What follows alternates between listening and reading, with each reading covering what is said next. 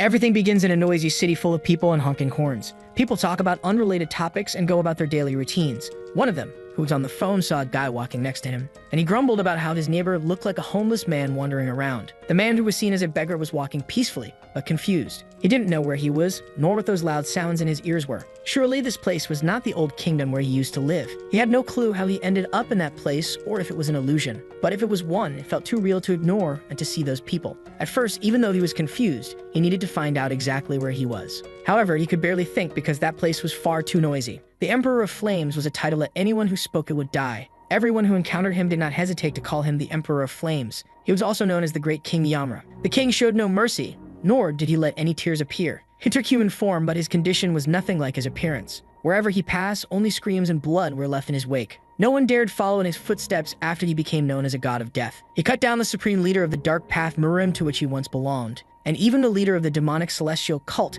who was deeply tied to him. He made a meal for him as a result of his strength. That series of events made Yamra revered as the pinnacle of martial artists. For better or worse, he ended up being known as the god of martial arts. Those days of his past now all felt like a dream. He used to believe his life would never escape blood and violence. He could also remember a girl who always smiled at him. On that particular day, she asked what he thought of her dress. But Yomir didn't understand what was beautiful about the wildflowers he found out there. That made her grumble because he never understood what fun was. Joy was the feeling where one could relax and enjoy something for no special reason. One day, he might also come to understand what that feeling was. Until that happened, she intended to share her happiness with Yamra. Meeting the girl made him someone capable of laughing and crying. No one would imagine that happiness could be found in a peaceful life, even though he had always lived in such chaos before. Now that the girl herself had found her happiness, she wondered what she should do. Maybe he could seek happiness in his own life somehow. He didn't need to be deeply passionate about finding reasons to smile and cry. He simply decided that he could live a life of happiness. For a moment, he felt like he was going through what they called ascending to immortality. Becoming an entity and ascending to the heavens after an achievement was like that. That was when Yomer closed his eyes and then found himself naked in a cave, which left him confused because he hadn't ascended to immortality.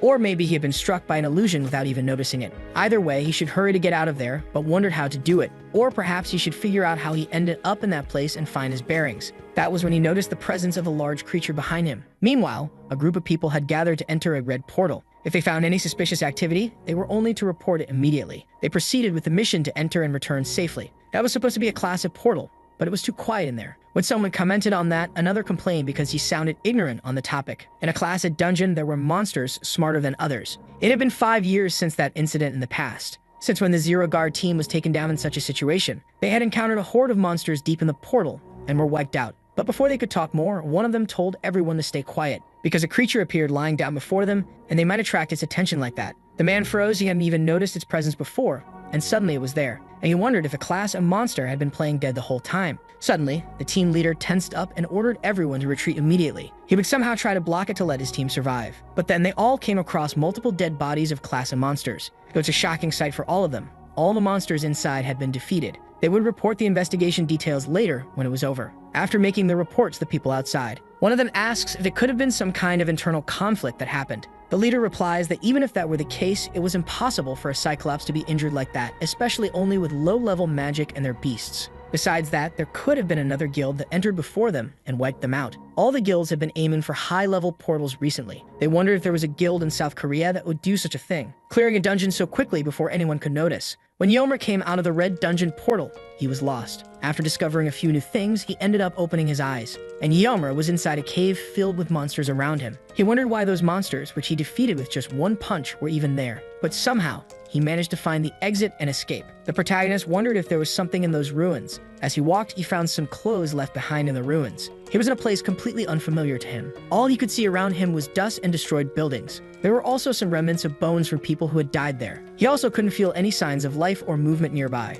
In the past, Yamra had to meet with some fanatics from the demonic celestial cult. Those mages tried to use a type of magic considered forbidden by magical society. The power he felt in the past was very similar to what he felt now. Even in his current state, he could purify the dark magic, but he couldn't just use abilities like that in an unknown place for now. Yomer decided he should try to get out of there first before anything else. He would try to go in the direction where he could at least sense the corrupted energy. And so he ran away from the red portal. In the city, announcements were made about the awakening of people from the Korean Association. It still wasn't clear what the state of things was since the most recent portal incident. In the United States and China, where 0 awakenings had been found, there were discussions about that portal that appeared in Korea. In a restaurant was the vice president of Yangchunggak, Lim Soyeon. She served the dishes to her customers at the table, who thanked her. Suddenly, a man appeared and she welcomed her customer. In fact, Lin recognized him since it had been some time since he had visited them. The man, the leader of the Awakened Association, Bak Eun-ho, greeted her. He asked her to give him a plate of food to start. Lim noticed that Eun-ho seemed tired and asked if everything was okay. He then asked if she had seen the most recent news by any chance.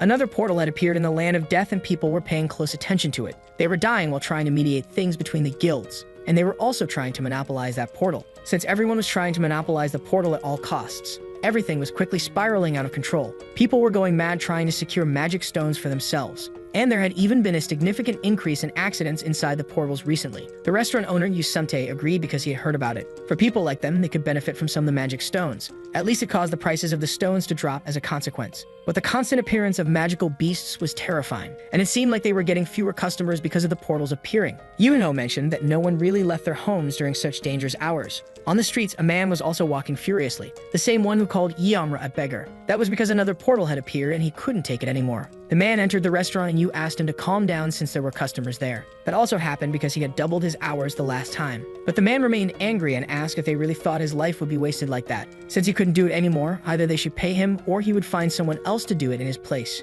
Yu stammered because suddenly the man was acting so aggressively, but the man cursed at him because it seemed like the boss wasn't listening. He should at least raise his salary since he was risking his life, or hire some new people to solve his problem. Yu stammered while speaking to Lim. It was time for them to go after Haeyeon. The woman began to mention that it still wasn't time to find her. But even so, Yu insisted because it still wasn't too late. She ended up agreeing and decided she would return to the restaurant later. Because of the portals, people were becoming very anxious, and more residents were leaving the neighborhood and abandoning things. That's why it was getting harder to hire an employee, and even harder to keep people there, especially the stubborn and demanding ones. He couldn't stay there. The man wanted to leave quickly, even when they just wanted to find suitable men to hire. Meanwhile, Yamra was walking through the city without knowing any of this. That world was totally different from the things he saw in his previous world, but at least there were some similarities after all. There were some people with internal energy and he could see them, especially a certain child whom Yamra happened to pass by on the street. She had an energy clearly different from all the others. If she had such pure energy, maybe that child knew something. Suddenly, a strong gust of wind appeared and the child with Lim held on tightly. The girl saw her rabbit headband fly away because of the wind,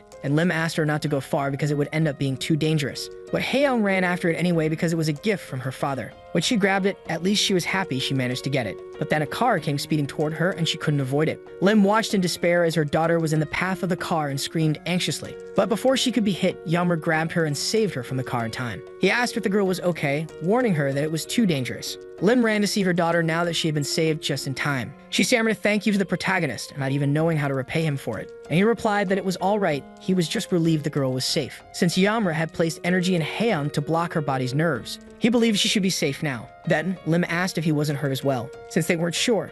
Maybe they could go to the hospital together just in case. Yamra began to respond that he was fine when suddenly a loud rumble was heard. It came from his stomach and he realized he hadn't eaten in quite some time. That was when Haeyeon came closer and tugged at his clothing, saying that her father was a chef and they could eat together. Lim agreed, just as her daughter had said, at least he could have something to eat before leaving. He saved her daughter, so she wanted to treat him well at the very least. He responded that it was all right, it was a simple thing he had done before. It wasn't like he deserved a reward and he didn't want any of that. But after a bit more insistence, Yamra ended up accepting the offer. At the restaurant, Yu was shocked because his daughter had almost been hit by a car. He ran to check if she was okay, maybe he should go to a hospital. But his wife assured him that everything was fine because that man had saved her. She wanted to repay Yamra with a meal and brought him there. At that moment, Yu approached and thanked him for saving his daughter. He could repay him with as many meals as he wanted, he just needed to come in and eat. The girl commented, remembering her father warned not to make a mess while eating. Yomher realized his clothes were dirty too, and she had noticed that. So the chef suggested he wash up before preparing his meal. They offered clean clothes for the protagonist to wear. Those clothes no longer fit Yu, so he would offer them to Yammer. Since they had similar sizes, they should fit him now. Then the protagonist was guided to a bathroom that was bright and large. He didn't know where the well was to bathe himself. The protagonist then looked at the toilet and told the chef there wasn't enough water. And he pointed it out because it was too little to use and wash his body. Yu saw this and was in disbelief at what he was seeing. Soon the man explained that it wasn't a well, but bathroom with a sink. The water in the bathroom was used differently than what he initially knew. Then he suggested to Yamra that he use the shower first. But even using the shower shocked Yu because he was really bad at it, and he was soaking the whole bathroom instead of handling things properly. Yamra was confused about how water could come out of the snake, and the man explained it wasn't a snake, but a shower hose. Either way, it took some time, but you managed to help Yahello get cleaned up and thanked him for the effort. Then you asked where he was from, even knowing it might be rude. The protagonist wondered how he should explain his current situation. Then he ended up telling them that he had lost his memories. Yahello said that he hadn't lost all of them, actually, but he didn't know where he came from or where he had been living before this. You could now understand the reason he was dressed that way. It seemed like he came from a cave known as a portal. They explained about the portals, spaces that suddenly appeared one day, and until this day, they still didn't know exactly what the portals were. There were spaces like doors that appeared and disappeared suddenly. Occasionally, there were people who were sucked into these portals, and they ended up losing their memories as a consequence, isolating themselves from humanity for a while before they could return. In severe cases, they lost the memories of their existence altogether. They could even lose their sense as civilians too, which was not uncommon. That's why they called these people lost in the portals isolated ones. Anyway, you could share more details about that later. First, they would let Yahello eat before the food got cold. He thanked them, but he still didn't know how he was supposed to eat. Based on the colors of the food, it didn't seem like a safe dish, honestly. Looking at that plate of food, he remembered the water from his training. He had received it when he was younger and ended up using it. But to survive, he went through various hardships in his life, ending up drinking water stained by blood pollution and filth. Haeyoung couldn't understand why he wasn't eating, but Yahello couldn't understand how people could enjoy dishes like that. She showed him how to eat by twirling her utensils and bringing them to her mouth. Haeyoung also guided the food so Yahello could try it. In the end, the taste was spectacular, even with its strange appearance. The flavor was spectacular. He never thought he would eat something like that in his life. You said he wished he could offer something better than that, and Lim agreed because next time they could do that. Yahello replied that it was all right. In fact, he would like to eat more of it. He ate a lot before getting up to leave, thanking them with a full belly. They replied that it was nothing. He could always visit them. Yahello then saw the notice on the shop door about emergency recruitment. He commented on it and asked what it could mean. They explained that it meant they were looking for people to make food deliveries. The workers sometimes made unreasonable requests, so they were recruiting new workers as quickly as possible. The protagonist asked if someone working could get a room and meals, and you agreed. There were some people who worked in exchange for survival. He remembered that he needed to find a place to spend the night. The same was true in his original world, so that moment felt right. If he started working there, he could learn more about this other world. Yahello asked if he could work, which surprised you. They would be grateful, but since he was an isolated one, the legal procedures were complicated. But Lim countered because this was the person who saved her daughter's life. They could at least offer some extra help now that he also needed it. She had heard that there were ways for civilians to become guarantors for the isolated. You reflected on that while his wife insisted because it felt like a predestined connection. They could help secure his identity and employ him as a delivery person.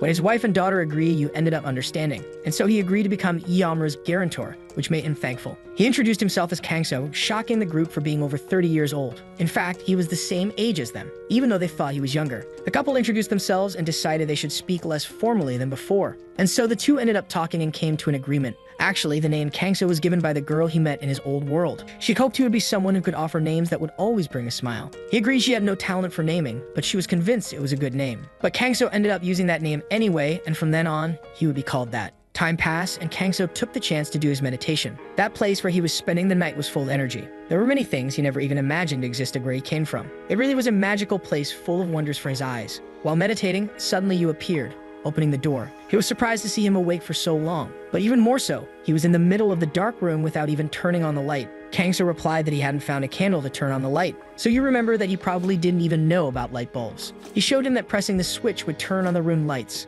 Kangso was impressed by something so quick and simple, yet functional. Lim appeared, also surprised that the protagonist was awake so early. They greeted him, and Kangso asked if she cooked at that hour. You replied that actually they had to prepare for work. There were many things they had to do before everything else. So the protagonist asked if there was anything he could do to help them, which made you smile. At least he could rest a little longer. He apologized because he would make him work on things other than deliveries. But Kangso didn't mind, actually. He wanted to repay the kindness they had shown him. So you asked if he could take care of the cleaning for them, lending him a vacuum cleaner to do the cleaning. When Kangso looked confused, you began to explain how to use it. That was a machine that sucked up dust using air when you pressed the button. You just had to apply it to the floor and make it work. It wasn't that hard. But while you was explaining, Kangso managed to get himself stuck in the vacuum cleaner. His hair got caught in the suction, leaving them alarmed and asking if he was okay. He stammered that he was, which made you sigh in relief. After all, the suction power was strong, so he should be careful with the vacuum cleaner. That made you wonder if you could really handle using it. But since Kangso seemed determined to help with the cleaning, you decided to go back to the kitchen and leave the cleaning in Kangso's hands.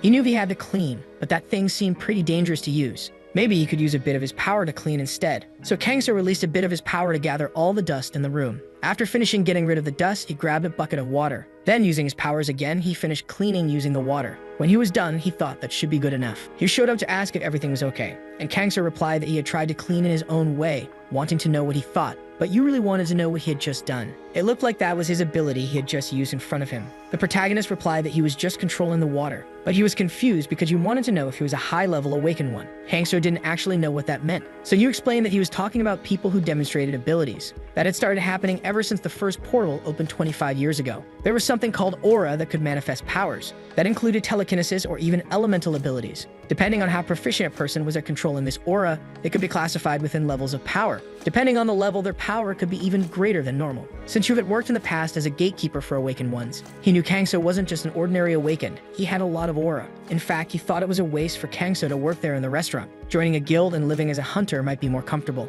The protagonist replied that he had no plans to become a hunter, which shocked you since he didn't know anything about this other world. A high-level awakened was not much different from a noble in a way. Kangso replied that if that was the case, he didn't want to become one either. He had gathered fame and riches as well as honor once in his life, but he realized too late how none of that truly had value. That made you curious to know if by any chance he had recovered his memories. He replied no, in fact, he used to live in a world different from this one. But one day when he woke up, he was in the middle of what they called a portal. After leaving that place, he went to that area guided by pure energy. Coincidentally, Kangso ended up saving Heian by chance. She was almost hit by an iron carriage. After all that, you could only agree and understand his point of view. In fact, Kangso wasn't trying to be deceitful or anything like that, and he apologized. He felt like he should have told the truth from the beginning, but instead of being offended, you began to cry, moved, thinking that Kangso must have gone through many hardships in life up until now. It must have been very difficult for him to fall into a completely different world. The protagonist was shocked because you believe his words, but you saw no reason not to believe his story. After all, Kangso saved his daughter's life and helped them out multiple times.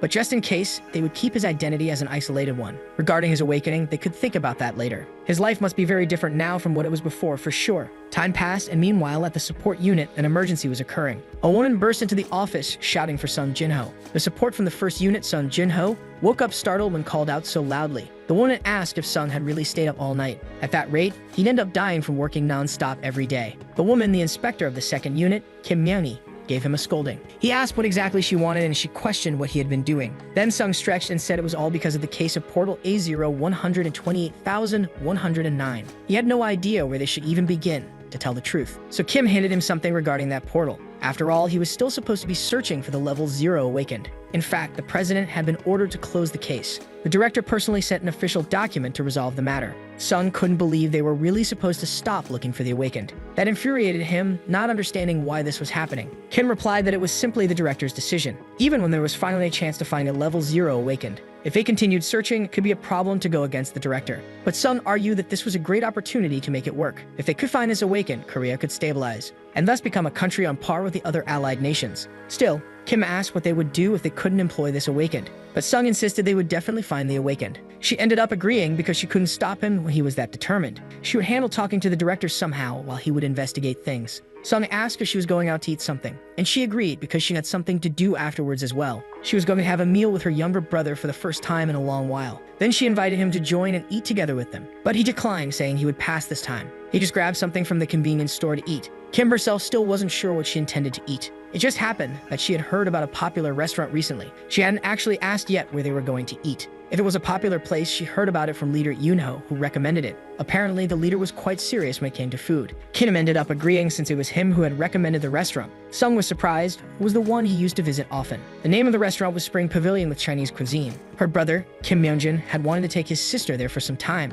He was excited to see the restaurant for himself too. He had been there before and ended up trying the dishes. They were wonderful. But it turned out Myung was surprised because she didn't usually like dishes like that. And she laughed because that wasn't the case at all. It was a long meal they could finally have together. Inside, she was thinking about treating her younger brother to something expensive after such a long time. The two decided to go in to see the restaurant that Yuno had recommended. It should be quite delicious if he had spoken so highly of it. Then the two saw Lim appear and ask if it was a table for two. She was going to explain the self-service setup and show them where to sit. She decided to guide them to the table in question. She also asked them to call her when they were ready to choose from the menu. The two sat down and checked out the food options. They decided to order the classic black bean noodles. They both decided on their meals and Lim approached to take the order. But Kim almost choked when she saw the face Myung made at Lim. Somehow, it almost seemed like he was flirting with her. It kind of surprised her because her little brother was good at socializing, but that was kind of the minimum, in her opinion. Myung asked about her. Things could get complicated dealing with dungeons. She replied that, in fact, things had been complicated enough to cause headaches. Ever since the recent incident drew more attention, they had been busy.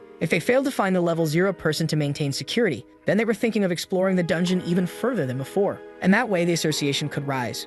otherwise its image would decline. The director even decided to close the case to avoid unnecessary problems. But you should know her colleague Sung was from the support division. That guy was totally serious and determined to find the awakened. Myung felt it must be complicated to live in his sister's shoes. If they stopped the case as the director ordered, it might be easier. But even so, that wasn't really what they wanted to make happen. Both Sung and she knew it would make life harder for them. Suddenly, Kim was startled and turned around sharply, surprising Myung. She noticed that the man in the restaurant was emitting a powerful, absurd aura. She was sure she hadn't felt anything like it just a moment ago. But suddenly, she felt it coming from that man in the restaurant. It seemed that Kangso had detected her sense of aura and ability, yet he was still able to emit such power in just an instant. She wondered if it was really possible to contain that much energy so quickly. If she wasn't mistaken, he had to be at least an A-class guy. In fact, he might even be comparable to the level 0 awakened they were looking for. Lim soon brought their order with a smile on her face. She left them to eat and enjoy their time alone as they thanked her. The food looked quite delicious, but Kin was very distracted. Maybe she was just a little off because she was hungry, but maybe it was just her imagination after all. A level 0 awakened here of all places was pretty strange. Suddenly, she asked if her brother was joking with her, startling Myung, who thought she hadn't liked the food. But she was actually very happy because the food was wonderful. Still in disbelief that she had never visited the restaurant until now. The two laughed and she praised the food multiple times, catching Kangso's attention. It seemed there were other people with a lot of spiritual energy in that world. Those two had energies a little different from each other, but both had the caliber to be called masters. It was possible they were known as awakened, but he should stay alert. He didn't know when his energy might be detected. That was something he could investigate more deeply later. Meanwhile, the protagonist continued helping with cleaning using his powers. He still wasn't satisfied, but at least it was much cleaner than before. He wasn't quite used to living in that place, but he had learned a lot from the couple and their daughter. There were so many things he didn't know and would need to learn. But Kangso had plenty of time to learn at his own pace. There was no need to be impatient. He should take another look. Those awakened seemed to be drawing his attention. Suddenly, he heard a roar and ran off worried about its source. When he looked, the one who appeared was Yu, and Kangso asked where that sound just came from. He agreed and showed that it actually came from his bike. That was called a motorcycle, and it was a vehicle they used. It was the vehicle he would use for his job and deliveries. To ride it, one had to be well prepared. So Kangso couldn't handle it for now, but he could learn to drive soon and get his license. For now, the protagonist took the helmet that was handed to him. Yu explained that motorcycles were dangerous because they were very fast, so safety gear like that was necessary. Kangso laughed because it almost looked like a cavalry helmet. Then Yu asked him to get on the bike once he was done. Kangso said it was like riding a horse, and Yu laughed because it really was quite similar. But even though it was similar, it was faster than a horse, so he had to be ready. After a moment, Yu asked if Kangso was okay with the bike's movements, and he asked if it was possible to deliver orders by driving that, to which Yu asked if by chance he was scared of it. But Kangso laughed, saying working in deliveries came with its risks. He couldn't cover delivery times just walking on foot. He replied that there was no other method to deliver things quickly. But even riding the bike, the protagonist felt it was too slow, and the sound was very loud. It would be faster to go to Junggang on foot. After riding for a bit, you mentioned that they could rest at a stop for a while. This was an apartment complex, so he could go there sometimes. That place was called the Blue House, pointing to the buildings ahead. He showed the number of the complex they were at. They were ordered by floors, and each of them had a different home for people to stay in. So Kangso commented on how dangerous monsters might appear, but he asked how people could keep living in such a dangerous place. You agreed that it was a bit dangerous, but not enough. After all, they didn't reach the places where people actually lived. 25 years ago, even after the demonic beasts had appeared, the land was no longer habitable, and so some people left. But after that, people discovered the energy in mana stones, and they could use them to create barriers and keep the monsters away. That way, people began to live there using that ability. Mana stones were like gems found in the bodies of demonic beasts. They had so much energy that the stones became an alternative energy source. Thanks to that, they were able to reach more advanced technologies. But there might still be dangers, so everyone should be careful. Setting that aside, he offered Kangso a drink because he must have been thirsty. The protagonist is startled by the noise that came from the plastic can, and Yu Rei replying that she could try drinking it anyway. She guarantees she had never tasted anything so delicious before. Kangso got nervous when he picked up the can, almost scared by the idea that it could be that good. But he couldn't refuse because he remembered the moment he ate the dish from that place. So he knew it should be great, but still wondered what this new flavor should be like. When the protagonist drank it, he froze from the sweetness that lingered in his mouth. At the same time, he felt his stomach being refreshed. It was like a light, a softness in the midst of a great weight on his body. After agonizing for days without progress, it was like finding peace. He couldn't even compare this taste with the Gongchung Sokyu from the Ice Palace. As Kangso remained silent, Yu asked if it was tasty. Furthermore, it cleared his stomach when he had indigestion. The protagonist was clearly impressed with the capabilities of that drink, but since they had rested, they could get moving on the motorcycle again. Kangso asked if he had to drive that to make the deliveries now. He replied that there were other ways to get around. but nothing worked as well as motorcycles for delivering quickly, as he explained. That was because the protagonist was thinking of making his deliveries on foot. You froze from the shock of what he heard. As he said before, deliveries were too slow and the food would get cold. The longer it took, the more the customers could get irritated. But Kangso assured him there was no need to worry, because to be honest, he was much faster than that. But even with you surprised, he stopped to think about it. It was quite possible that it was true in thinking that way, based on what he saw, if Kangso was really above an A-class awakened. Kangso replied that he could believe him. They could even do a test. You agreed and got on the motorcycle, asking if he remembered where the restaurant was. When he replied yes, you decided it wasn't that he didn't believe him, but at least they could run a test to check his words. He would ride the motorcycle and Kangso could go running. If he really arrived at the restaurant before the motorcycle, he would let him make deliveries without it. The reason why Kangso, who once saved lives, was called the Emperor of Flames, was because of his ability known as the invisible body technique. Just as the name said, not even a trace of his shadow was found. And then he moved quickly and covered his target's breath in a second, after surpassing his title as the greatest savior of all. He also became known as the God of Death. Kangso, who reached a new level of cultivation achievement with his invisible technique. This name was none other than Invisible Vacuum Body Technique. Kangso took off running and passed people at an enormous speed. It wasn't just about hiding his presence when passing others, but above all, completely merging with the surroundings, making it possible for his presence to be unnoticeable. It didn't just provide physical enhancements, but increased his exceptional agility. His new technique, together with Kangso's martial arts, produced this result that gave him the title of God of Martial Arts and an existence even greater in the God of Death. You arrived at his destination and wondered where the protagonist was. He had used his enhanced speed as usual for that run. When he entered the restaurant, he found Kangso already waiting with his wife and son. That impressed him because he really was the first to arrive. Lim said that the protagonist had arrived 10 minutes ago. So just as he said, he promised he could make the deliveries without his motorcycle. Moreover, there was the matter of the awakened test, and you recommended that he take it immediately because he was curious about his class. It didn't take long for the two of them to head to the awakened agency. Even after telling him to take the awakened test, Kangso ended up more impressed with how many people were there. There were several administrative procedures required for Kangso to go through since he came from a portal.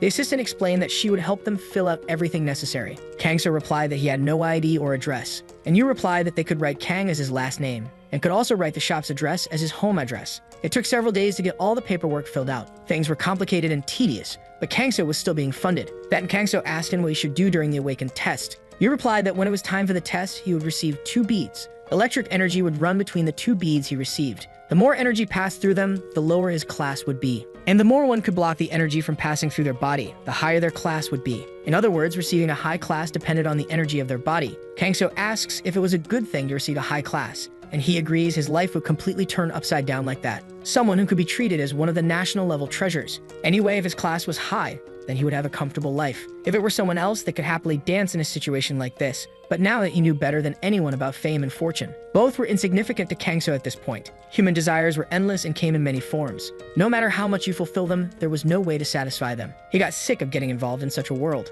so he decided to live a secluded life with a child in a mountain village. He couldn't waste his peaceful life there in that other world. Kangso thought he could control his internal energy for now. With that, the protagonist entered to take his evaluation, but then he stopped, asking where the testing room was, which made you sigh he would need to accompany him. It was on the 2nd floor, and Kangso went up to the place by elevator. He used that box that moved on its own, just like the door itself. He could even use his voice to talk like that. You said it was on the 2nd floor, so he should have arrived at the place. When he arrived, he met a man named Park Suan. He was the team leader of the 2nd unit responsible for his training. Kangso greets Park and introduces himself as well. It had been a long time since Park met with an isolated one. In fact, only a decade ago, there were a few cases of isolated individuals. But South Korea eventually managed to reclaim part of its territory, and that ended up significantly decreasing over time. Anyway, there was no hope for the North now anyway. Kangso asks what that mention of the North meant. But since Park doesn't reply, he just mentions they had just arrived. He would take the awakened test first to check his strength. The training he would do would help complement his results. They could go in now, and he approaches to introduce Kangso. The woman inside agrees because they could start immediately. The protagonist soon saw what those beads you had mentioned were. They guided him to place both hands on the spheres, but he could not move during the test in question. Kangso agrees, and so the test begins. His internal energy resisted the energy of the sphere. According to you, the more he resisted the flow, the better it would be. In this case, all he had to do was control his internal energy. The assistant thanks him and says he could now move away from the beads. As a result of the test, Kangso's class was F. Park was a bit surprised, but the protagonist didn't react. The woman says that this was a slightly better class than for an ordinary person. Ordinary people without abilities were class G. Before being able to rest, everyone dreamed of having a high class like A. Kangso should have had expectations since he was an isolated. Park thought he should be disappointed as a result of getting a class F, and wonders what the level of that ordinary person was. Kangso was just thinking that he made a mistake. He wanted to get class G, which was the lowest of all. If only he had adjusted better, he could have gotten a lower class. Meanwhile, Park feels emotional from the protagonist's apparent sadness, even without knowing that what Kangso wanted was exactly the opposite. The Awakened Association of Korea. It acted as a support department that handled the secret classes. It was a top priority, like a central point. The closer the department was to number one, the more important it was in missions. The leader of the second department team was in charge of the education of isolated individuals. What was truly important was how this work was handled. The reason it was so important was that among the isolated, there were several people who were high-class awakened. That's why even if they returned to their main jobs, their designated education was under the responsibility of the team leader. That day, the one working until night was Park, and his colleague Bak appeared, to Park's surprise. He asks what someone from the first department wanted there. Bake comments that he heard about a new isolated person who joined the group. Since Park was in charge of him and Bake was still busy, he wanted to see if they could talk over a light late-night snack. Speaking of which, Bake asks what the class of the new awakened was. Then Park sighs, for he was the first isolated person to appear in a long time. The department chief didn't really make it seem that obvious, but it actually ended up being quite disappointing. He was an F class. There were cases like this that appeared. Beck sighs because it was really a shame that this happened. Park agrees, since he was an isolated one, he would end up in trouble. It could have been possible for him to turn out to be a high-class person at first. Then he asks about Bak's work as well. He was kind of hungry and suggests they could eat some rice cakes. However, Bake was clearly furious for some reason, and he sighs because he came all the way there for a reason. He grabs him from behind, asking if that was enough when there was the noodle dish from that restaurant. Park complains because he was being squeezed just for wanting something light. Meanwhile, the protagonist woke up in the morning after a night of sleep. It was the 7th time slot of the day, 5:50 in the morning. His body was more exhausted than usual that time, and he wonders if it was because he learned many things in just one day. Anyway, there was a period of time when he felt somewhat satisfied. The day before that, after the afternoon education, it was snack time. He got involved with the rice cakes to eat and feed himself. The taste of the rice cakes as well as the noodles surprised him. He was confident that this world had all kinds of delicious things. Anyway, Kangso sighs because he wanted to fight the exhaustion with key breathing, but it was too risky to do that inside his room. If he discovered that he wasn't an F-rank awakened, things would end up becoming more problematic, to be honest. He almost ended up being caught by that woman who came to eat at the restaurant. That place was where they dealt with powerful awakened people all the time. So that's why there must have been several people sensitive to the powers of others. Therefore, you should be more careful with what would come from now on. Kangso wondered why things had to be this troublesome. Still, the containment education was more important than he expected. That afternoon, he decided to take his time to read and learn more. Park continued giving lessons to Kangso, talking about red portals, and how many monsters came out of them. Civilians ended up getting hurt throughout history. The last war was called the Great Clash. With some difficulty, humanity managed to defeat all the beasts, but the battlefield ended up being destroyed as a consequence, and that ended up becoming the land of death they knew, where not even criminals could hide. After that, humanity ended up naming it the Land of Death. The protagonist now knew that was the place where he appeared after the portal. If 2 or 3 more S-class portals were created, the Land of Death in that country would end up appearing again. The Awakened Association would not have enough strength to deal with them. Based on the education he received, the state of current Korea was quite dangerous. It was like unbalanced blocks trying to reach the top. According to the situation, even the smallest crisis would topple the block tower. In a situation like that, if a powerful person like Kangso appeared, it was quite impossible for him to live a peaceful life like this. It might even be a selfish thought, but he still wanted to continue living a life like that. He couldn't let anyone discover the truth about his identity. Kangso felt a refreshing and powerful energy in the building. It came from team leader Park Soon, who was giving his teachings. That's when someone appeared at the door asking permission to come in. It was Park who appeared that day as well to give his lessons. Kangso noticed that he looked quite tired for some reason that morning. The protagonist offers some coffee so they could recover their energy. That surprised Park, even though it was something he learned the day before. He was making cups of coffee very naturally. Kangso replies that it was because he taught things very well. There, he offered a cup of coffee to feel less tired. When Park drank it, he was quite surprised because he really recovered. The protagonist knew that he was very passionate about his teaching, so Kangso put a bit of energy into the drink. Then he asks what the class schedule for that day was. He replies that morning they would start by experiencing the cafeteria. But that alone made Kangso anxious to see what it was like. Park laughed because he told them to pay special attention to the breakfast menu. So the two of them left to go to the cafeteria. That day in particular, it was quite crowded even in the morning. Kangso agrees it looked like a battlefield seeing it that way. That made him laugh because the workplace really was a battlefield. It was a good analogy but not real, so he could eat as much as he wanted. You could put as much food as you wanted to feed yourself. Kangso asks if he wouldn't end up taking food from others who came to eat. Park acknowledges that he was a very considerate person. There was no need to worry if the food ran out, they had more in stock. The protagonist was impressed that something like that was possible. And Park explains that it was all because they lived in an era of abundance after the recovery. Kangso understands that the abundance of food was truly amazing. But what was even more surprising was something else. In fact, it was the speed of distribution and the impressive stock of ingredients. Park laughs again, even though Kangso was an isolated one. He still managed to think so deeply about the information. It was all thanks to the work of the scientists, to be honest. Thanks to them, they could eat different things every day. This was a time of recovery for the company's workers. Meals were indeed more enjoyable after a long day of work. Even so, Park preferred decent light meals for his stomach. When they finished eating, Kangso comments that the food was great, which was a great relief for Park actually. After a simple tour and the explanations that were given, they could stop the lessons for that day. The protagonist was surprised that things would end so quickly,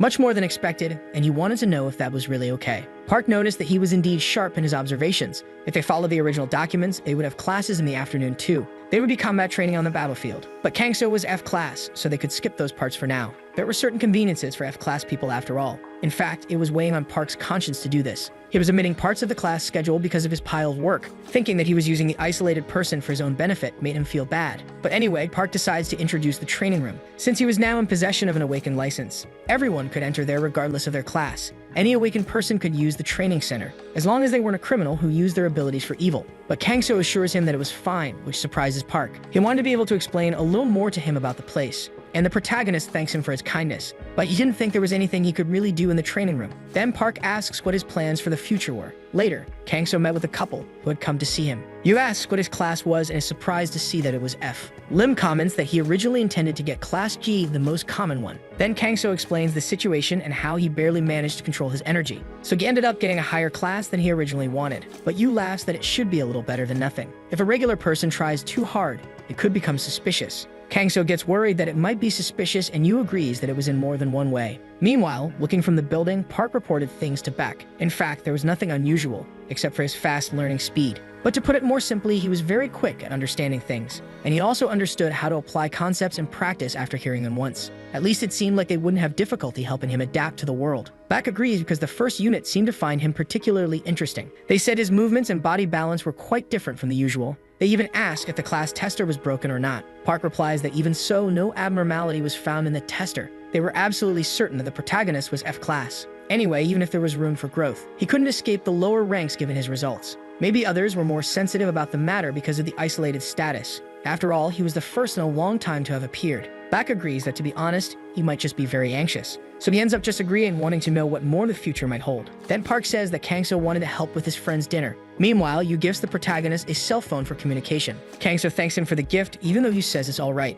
He got it from the subsidiary for isolated people and new resources. Lim asks him if he wanted anything else as well. The protagonist was reflecting on the idea of wanting more things, and he was even considering getting a new haircut too. He hadn't thought much about it until now, but most men there live that way. That's why Kangso didn't want to stand out too much for having long hair. Lim agrees that it would be a good idea to make it work. She asks what kind of haircut might suit him, getting so excited about the idea of cutting his hair that Yu ran nervously. Anyway, she would prepare the ingredients immediately. Still, Yu didn't intend to keep buying time there with her like that, and decides to let Kangso deal with her energy for now. Immediately, Lim decides they should leave right away to go to the salon. It didn't take long for Kangso to leave there once he was ready. But when you saw the result, he really looked quite different. His wife agrees because the hairdresser's skills were excellent. Even so, you felt strange because everyone was looking in that direction. All around, several people were looking at Kangso, wondering who that guy was. He could be an actor or something like that, but everyone was curious about him. They praised him because he was handsome and had perfect model proportions. A woman approaches asking if she could get an autograph and take some photos. Yu quickly steps in front and apologizes for the confusion. This guy wasn't a celebrity, he was just a regular guy, so they couldn't offer any photos or autographs.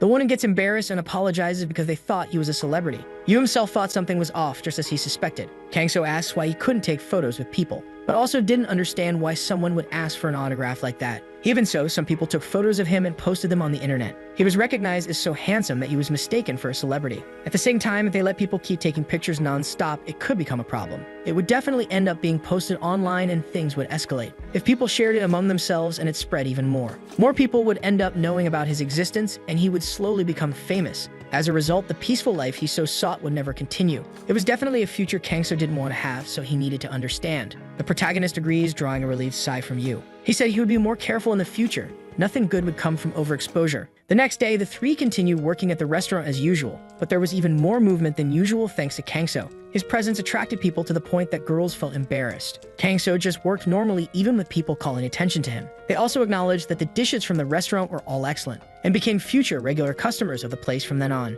Even Lim had to tell people outside that it was full, forcing people outside to go without eating even though they wanted to enter. They were determined to wait for a spot to open up anyway. Lim asked everyone to be patient and wait, but it was a bit too much. After all, they were almost out of ingredients, and it would be better to come back another day. But the girls really wanted to go in, and probably just because of Kangso. They were ready to force their way in when another woman appeared from the middle of the crowd. She introduced herself as Kim Jun, and she was there for a job interview. Lin welcomes her as the woman talks about herself. It turns out Lim realizes she wanted to join to work at the restaurant. They had posted a job ad because they were in a rush, and she quickly seemed interested in the job. June agrees because the restaurant had become quite famous in the city, and she was really eager to work there too. She hides the fact that it was also because there was a handsome employee and praises the restaurant. As they walked, Kangso turned around to notice June's presence. He recognized her aura when she entered, and it was indeed very striking. He wondered if that girl had a story behind her strong aura. In this place, those with powers were very well treated, especially the powerful ones. It was said their quality of life was always very high too. Lim asked June to start by helping serve and take orders from others.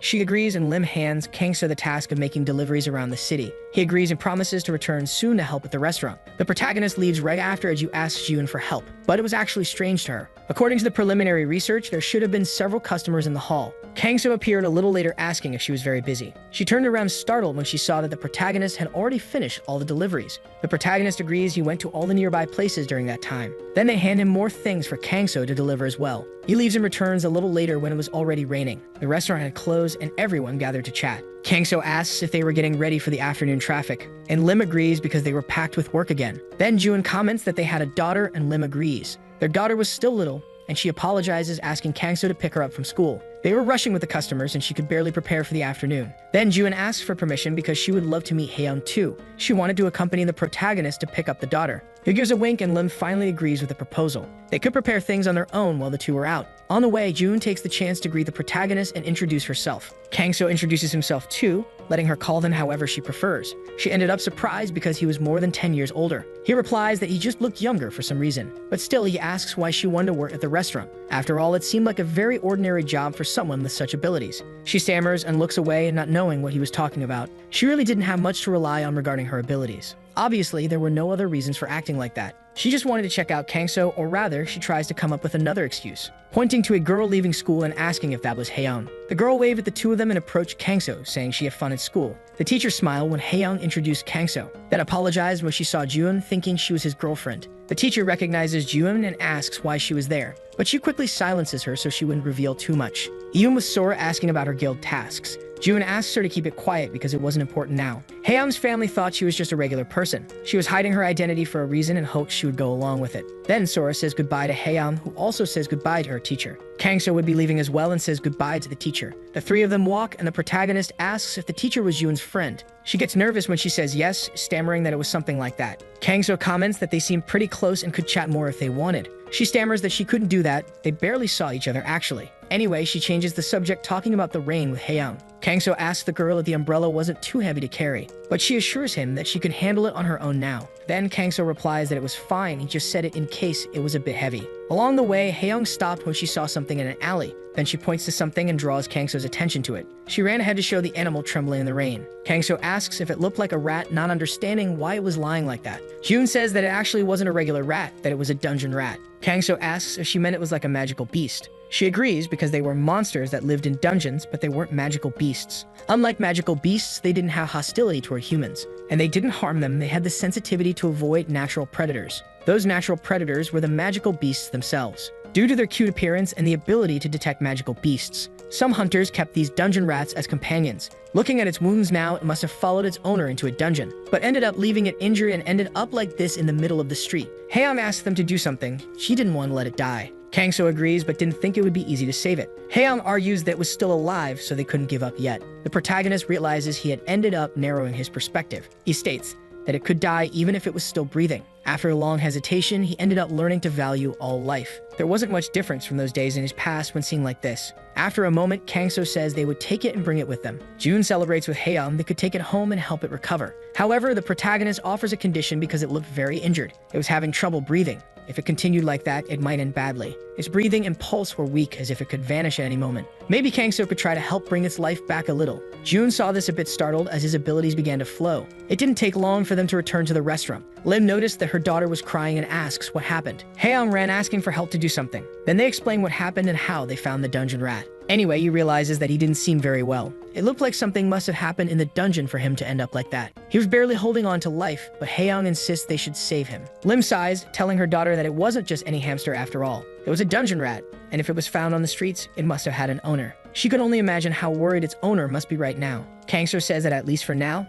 they should focus on helping it. Yu wonders if there might be a vet open right now. Suddenly, 2 people enter the restaurant greeting Yu. He asks them to find a seat and what they'd like to eat. That's when they notice the dungeon rat in front of them. Yu agrees, saying that his daughter found it somewhere. The men agree it did seem to be in a critical state. One of them approaches to touch the dungeon rat. The emergency methods were properly applied. It was in better condition than expected. Fortunately, it looked like it had passed the critical stage too. He just needed to add a bit of his strength to make it work. Kangso had a feeling that this man was a formidable person, but he didn't know he could have such a mysterious ability. There was indeed a lot of energy around him, and he had compressed it into healing. The power within his body might be that of a healer. The dungeon rat finally responded to Haeyoung's relief. The other man who saw it all smiled at the healer's abilities from the association. The girl praised the man because it was truly amazing that he saved the dungeon rat. Kangso realizes that awakened powers really were diverse, and could even be somewhat miraculous in this world. You then saw his daughter taking care of the dungeon rat and keeping an eye on it from then on. It looked like it was getting better as time passed. Then Haeyoung says that it seemed to be moving a little. It also looked hungry when approached to drink milk. Her father says that even dungeon rats needed to have their meals. Then he tells his daughter they should wash their hands before eating. Suddenly, the rat starts making noises and moving quickly. They were unsure what was happening to it all of a sudden. Kangso asks if it was trying to say something with those reactions. It looked like it was pointing to something. It was strange that such an intelligent rat didn't have an owner, actually. Yu realizes it was trying to point at something outside. Then he suggests to Kangso that they could follow and see what was happening. After all, the protagonist was faster on foot than the others. It would be better to check and see what it wanted to indicate. You couldn't just ignore it. Haeyoung would be sad that way. Kangso agrees that he could do this for her. Luckily, there was something that was bothering him too. After all, that dungeon rat had a strange energy around it. He doesn't know what he's talking about, and the protagonist says he could see it sometimes. But even so, he didn't exactly understand what it was. Then Kangso tells it to point to where they should go now. He says goodbye to the others as he leaves, running with the dungeon rat. The protagonist followed the path to a spot filled with strange energy. It felt very much like the first portal he went through when he arrived in that world. But now he was sure that it was a real portal. Meanwhile, inside the portal, a group of awakened ones was cornered. They were fighting against skeletons, wondering if they would die there. There were too many monsters for them to defeat on their own. They could barely manage to keep fighting when only 4 remained. A woman apologizes because she couldn't keep casting shields for much longer. It really seemed like the end, but the leader praises the group for trying so hard. They were glad they could move on to the next life with peace of mind. They wondered if they could be saved if an S-rank awakened appeared. It didn't make much sense to keep thinking in terms of manga pages and scenes like that. Only if they could have a high-rank mage, things would be better. Suddenly, they hear the sound of a dungeon rat and don't know what happened. When they looked, lights suddenly began destroying the skeletons. They didn't understand how that happened so suddenly. They had been completely surrounded just a moment ago, and now this happened. They had also heard sounds before, but didn't know where they came from. It didn't take long before more skeletons were brought down by Kangso. All because he hadn't eliminated all the small monsters before the portal hadn't closed. At this rate, he would need to clear the dungeon quickly before they recovered. He realizes that the core was concentrated in the heads of the monsters. It seemed that it had to be destroyed in order to suppress its regeneration. Kangso finds the sword that was left behind by someone and decides to take it. He uses it to take down the monsters and avenge the person who lost it. Finally, he finds the source of the strange demonic energy at the back of the place. At the same time, there was a powerful aura coming from behind that door. When he passed through it, a voice asked who he could be. It wanted to know who dared to intrude there without its permission. There was no forgiveness for anyone who disturbed its slumber. Death was the only fate for intruders in its chamber. The monster lunged at Kangso, who only saw it approaching, commenting that it actually had quite a unique appearance. The monster became enraged because a mere human dared to mock it. It would cut him down with a single move after that. Kangso only wondered if its head could also be its weakness, but the monster only noticed that nothing happened after its attacks. Also surprised when it was sent flying with a direct hit. Thus, the protagonist defeated it and took its magic stone. This should be the true source of the powerful and unknown energy from before. He wonders if this was the so-called magic stone people talked about. The dungeon rat appears again, looking much calmer. Kangso notices that all the dangers of the dungeon and his anxiety have been calmed. Before the portal closes, the rat should return to its owner now. From then on, at least it should be more careful in the future. Thus, the dungeon rat moved away and left, disappearing. Kangso wonders if Haeyoung would end up disappointed for not seeing it again. The dungeon rat ran to find the other group of awakeners.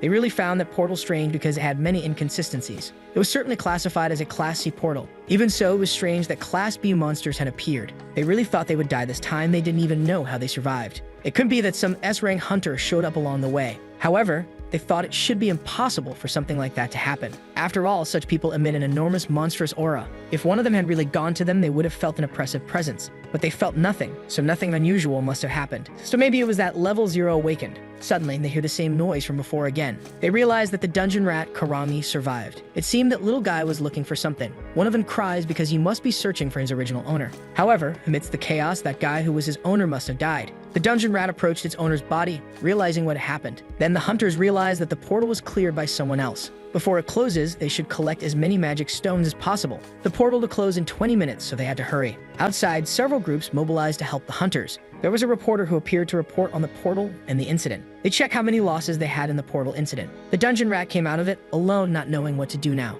Meanwhile, at home, Haeyoung was disappointed. Yu approaches mentioning that now the dungeon rat should have returned to its owner, but she still cries because she couldn't see it again and was sad because of that. At that moment, Kangso returned and asked what happened. Yu says that Haeyoung was upset for not saying goodbye to the dungeon rat earlier. But when they looked, it was in Kangso's pocket. That made the girl very happy to see it was safe and with them. Then the protagonist says that its name was actually Korangi. It seemed it entered the portal with its owner, and they were attacked by monsters. It was too late when Kangso arrived to check their condition. He had passed away a long time ago since entering the dungeon, actually. But if that was the case, Yu asks how he managed to get out of the portal. After all, he went in, solved things, and came back quickly. Kangso agrees that he did just that, which still surprised Yu. But still, he was happy because the portal was cleared in record time. Yu wonders how powerful Kangso could really be. Maybe he was Class A just like the hunter Li Xin. He had encountered several hunters while going into portals. Setting aside high-class hunters like Li Xin, no one else could invade a dungeon and conquer it on their own. But Kangso didn't have a powerful and intimidating aura like Li Xin. If he was intentionally controlling his immense power,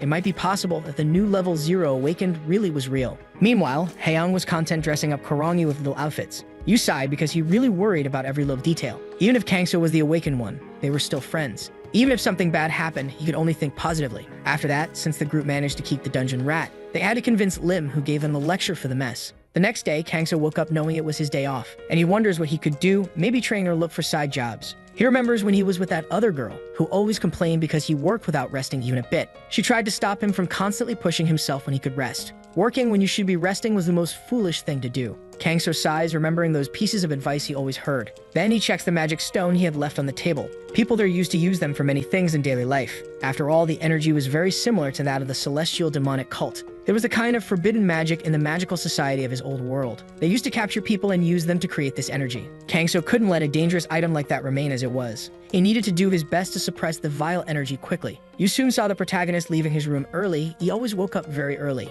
Kangso agrees but mentions that Yu himself usually wakes up early and asks if he was preparing things for the shop even on his day off. That makes him laugh. After all, he was the boss of the place and had to be working. At least he could prepare the onions in advance. It was rare for Kangso to get a day off, and he asks what he intended to do. He was still thinking about it, actually. Then Yu suggests he could accompany Haeyoung to the library, so Kangso decided to go with her without even knowing there was such a place. Various precious books were gathered there for people to read. Haeyoung says she wanted a book, and he asks her not to run and to return safely. There were many books, and the things there were excellent. You could take a seat. While Haeyoung was looking for a book, an assistant appears. He asks if he could help her, and she points to the book she wanted. The librarian, Du Wumi, realizes she was looking for the fairy tale. She thanks him for the help after Du handed her the book. But what really caught the protagonist's attention was his aura. It was clear the guy was also an awakened one. He possessed a huge amount of energy for his age. However, Kangso still didn't know the circumstances.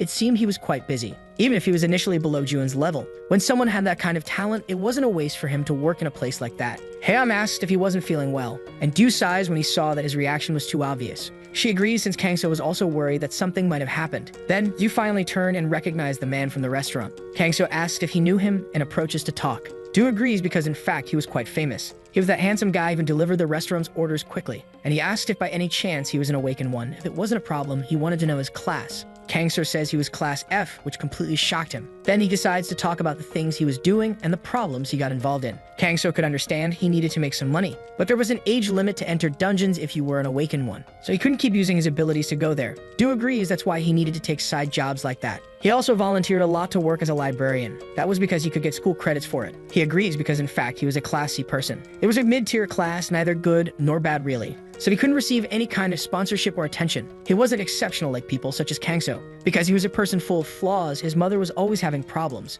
The protagonist replies that his class didn't decide everything. He could just work hard to increase his class in that case. But Du didn't believe that something like that was even possible. It made no sense, to be honest. Kangso replies that he couldn't leave things like that. He didn't understand how someone could give up on things so quickly without even trying. After all, he should want to get stronger and stand on his own too. He agrees that he wanted to get stronger, but didn't know how to do it. so the protagonist suggests that maybe he could teach him a bit in that case. But there was one condition. There was a country that was curious to know more about it, so he would only meet him once he had information regarding that. If it was really that easy, Du was ready to continue like that. It was actually about a country known as the Kingdom. Du comments that it was the first time he had heard of it, and asks if it was from somewhere in ancient China, he could research it for him. Kangso thinks that if he was moved from the past to the future, he was sure that there were records about the past of the kingdom somewhere. It could explain the reason behind the Kingdom and what was known as magic, how they had the same energy even with different names. Du decided to research it only to realize it wasn't from the Eo period. Then he noticed that no matter how much he searched for it, the country known as the Kingdom shouldn't even exist. Kangso realizes there were several other kingdoms with names similar to Uk, but all of those were names he had never heard before. Among all the kingdoms from the past, he wonders if the Kingdom never really existed. When he saw Kangso become tense, Du asked if he was okay, and the protagonist replies that it was nothing, he was just thinking. In any case, he thanks him because he helped.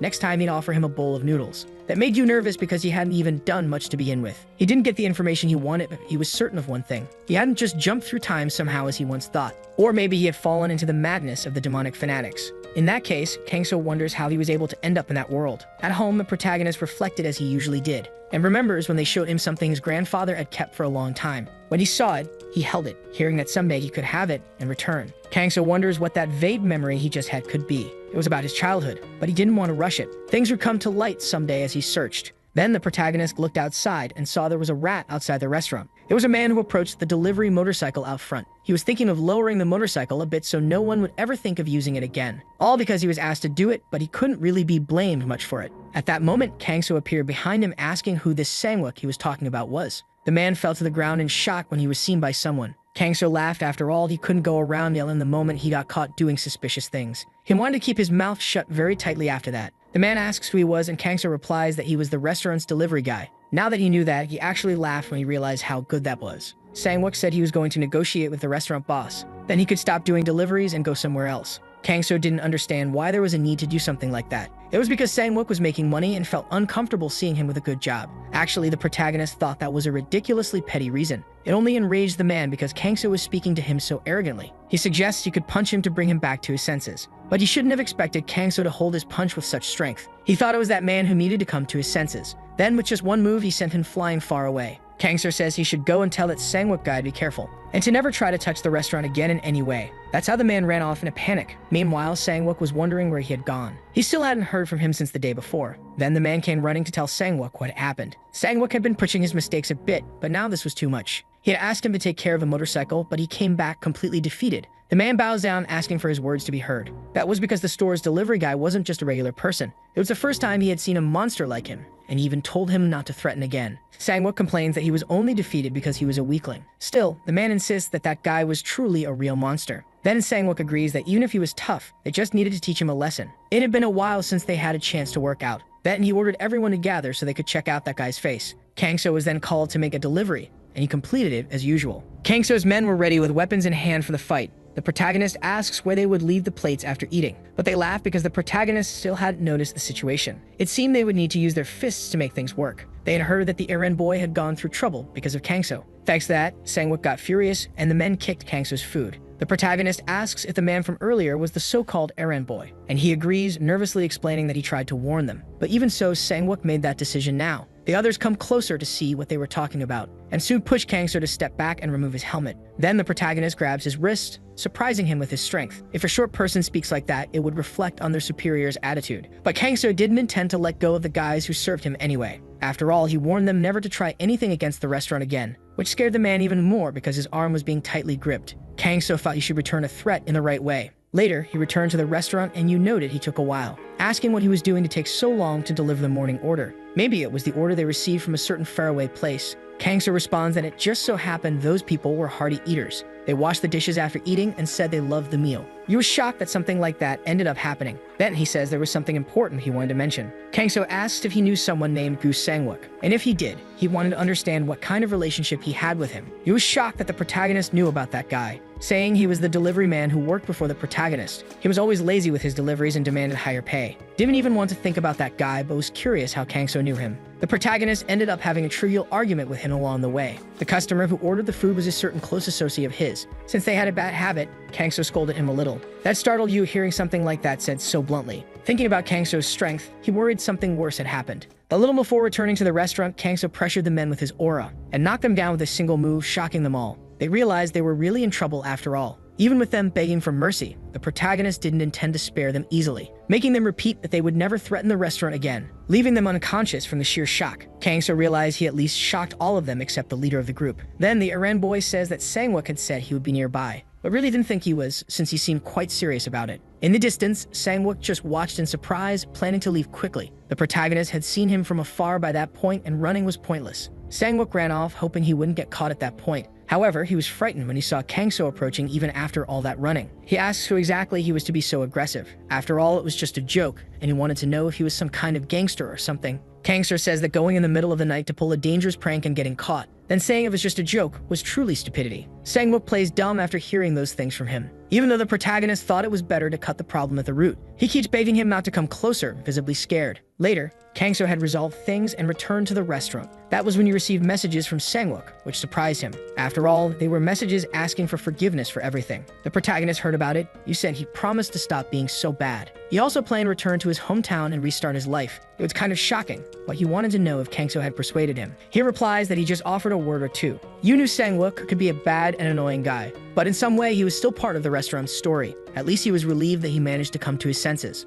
Later, June showed up to work and Yu apologized for calling her on her day off. She gestures that it was nothing, she just happened to have some free time. Yu says his wife and daughter went to the kindergarten event, so they currently had less manual work to do. Kangso says that it was tree day, and they were focused on that task. That made June smile because her younger brother was also going to do that. Kangso asks if he was interested in doing community service. That caught her by surprise, but she agrees nervously. Instead, she stammers that they should drop it and get back to work. She felt that Kangso always made her say things that didn't make any sense. Yu mentions that Haeyeon had been having a good time with her mother. While there was no one at home, it was a bit lonely in his opinion. In fact, Karani also seemed bored with Haeyeon. There had been several portal openings in the mountains too, so he was worried whether things would really be okay. June says that the Hunter Association was providing security, so everything would be fine now. The new kindergarten was also a hunter center. They were looking for powerful awakenings, and even if a portal opened nearby, nothing would happen. So Yu feels less worried if that was the case. But he had been working on portals for several years, and it was the first time he heard that. And he asks how June knew things like that. Immediately, she gets nervous and stammers that it was a secret. Meanwhile,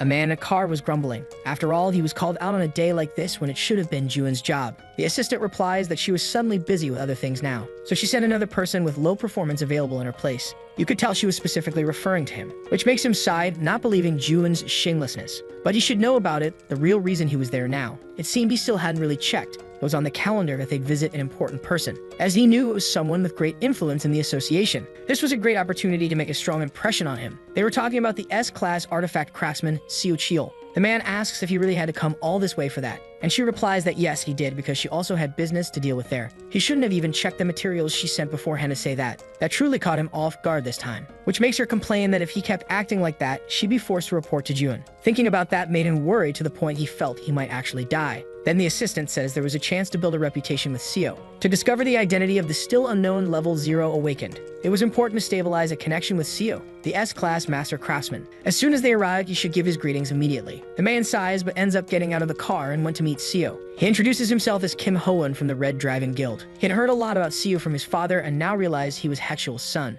Hoan agrees, but even after hearing that, Seo just tells him to leave. He didn't want to be interrupted during his free time. As expected, Hoan saw that he was a grumpy old man. That said, one of the servants apologizes because his master got uncomfortable in situations like that. Hoan replies that it was fine, but as expected, things got messy. But even though June knew that from the start, he wonders why she sent him there. At a time like this, when they needed her the most, she sent her brother to handle it. Actually, at the moment, June had kind of become a fangirl. At home, Kangso had prepared a small wooden bunny doll for Haeyeon. It was made of wood for her to carry with her, which made her really happy. But she had no idea that her doll would end up breaking along the way, and she would cry in kindergarten, leaving the others not knowing what to do. The other children apologized because they ended up breaking something important to her. And from a distance, Seo saw that before he could approach. She was crying because something important had broken. Seo approached to help Haeyeon and offered to fix it. There was nothing an old man like him couldn't do. When he saw the bunny's shape, he started wondering who had made something like that for her. Then Seo tells Unsik to take a look at the valuable item he found. It would require delicate woodwork to create something like that. Even Seo would have difficulty making something so smooth and challenging. He compliments the person who made Haeyeon's bunny, saying they were talented. She agrees because she really liked Kangso a lot too.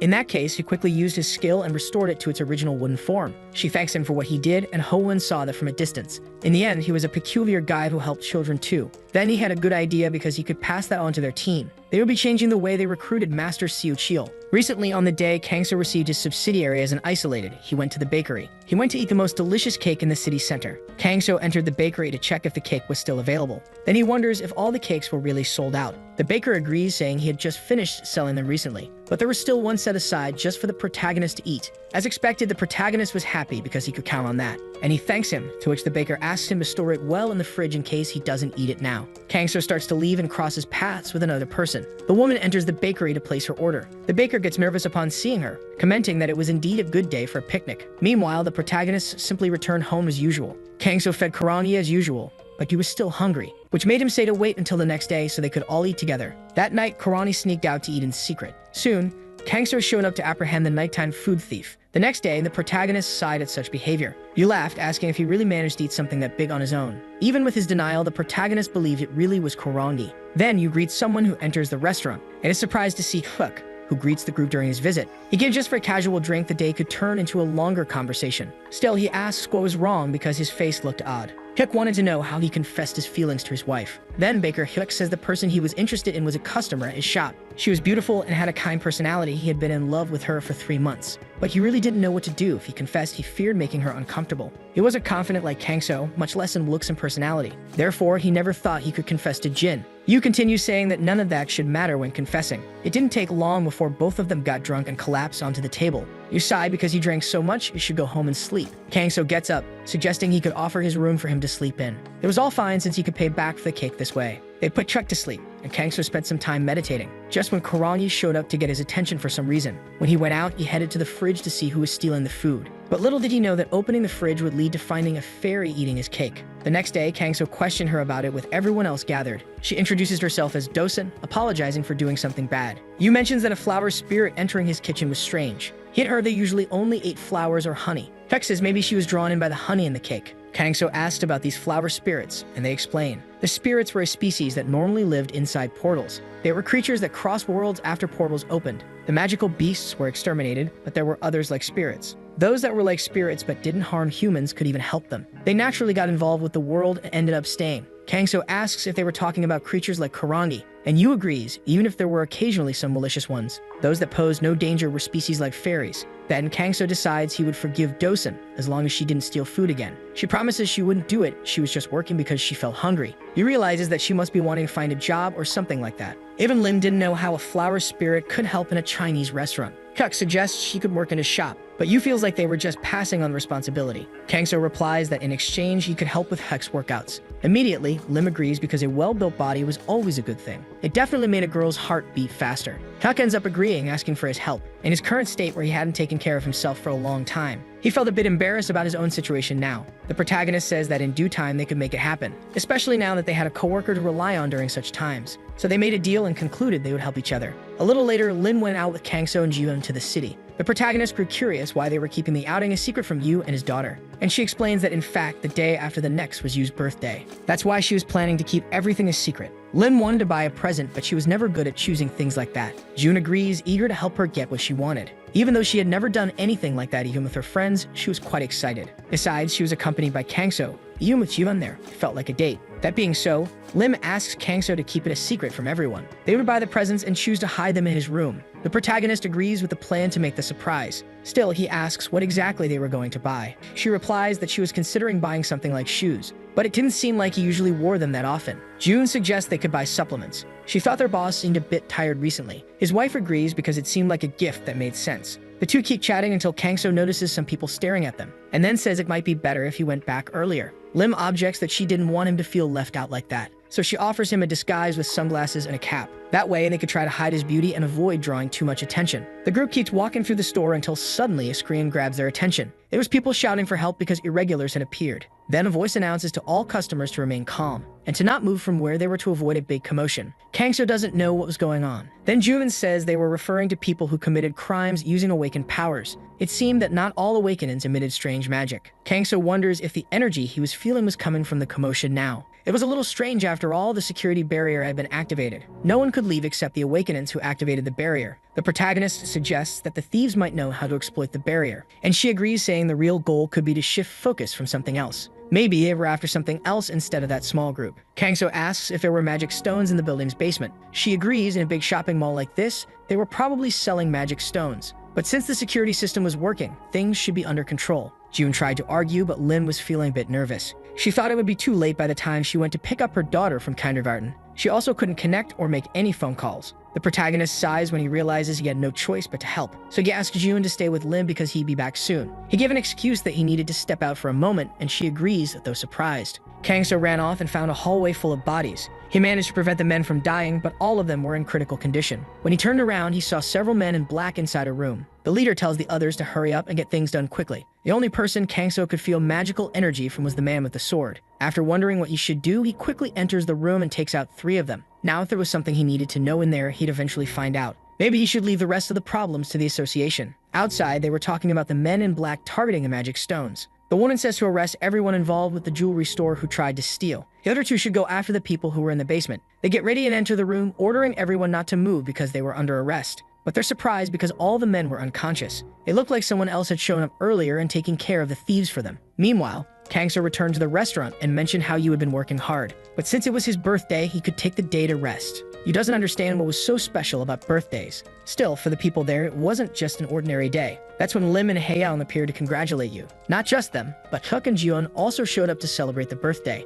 It moved you because they had all prepared a surprise party for him. They hurried to blow out the candles and wipe away his tears. Time passed, and then came Children's Day. You agreed it was a holiday and wanted to say it was good for business. Kangso agreed that he had read a book about Children's Day. In that case, he was planning to watch a show with Haeyeon in the afternoon. They could keep selling until snack time. But he didn't know what they would do considering Jiyeon hadn't shown up. Kangso replies that that's why he called someone to fill in. Then someone showed up at the restaurant just in time as they were being mentioned. That person was Du, who was quite happy to be getting new jobs. He didn't even hesitate to immediately show all the required documents, ready to start by washing his hands and cleaning the dishes. Since he was an awakened, he could work faster. Kangso said it seemed like Du was always training to get better, while also delivering newspapers that very morning. The protagonist says that even an awakened would get stronger by training every day. Otherwise, they would stay in the same place. Then he wonders about Jiyeon. As a rank G awakened, she worked better than a rank C boy like Du. Meanwhile, Jiyeon was in the car with Haeyeon heading to their destination. As mentioned, when she arrived, she was supposed to greet the president and also the association director, then build connections with other guild executives.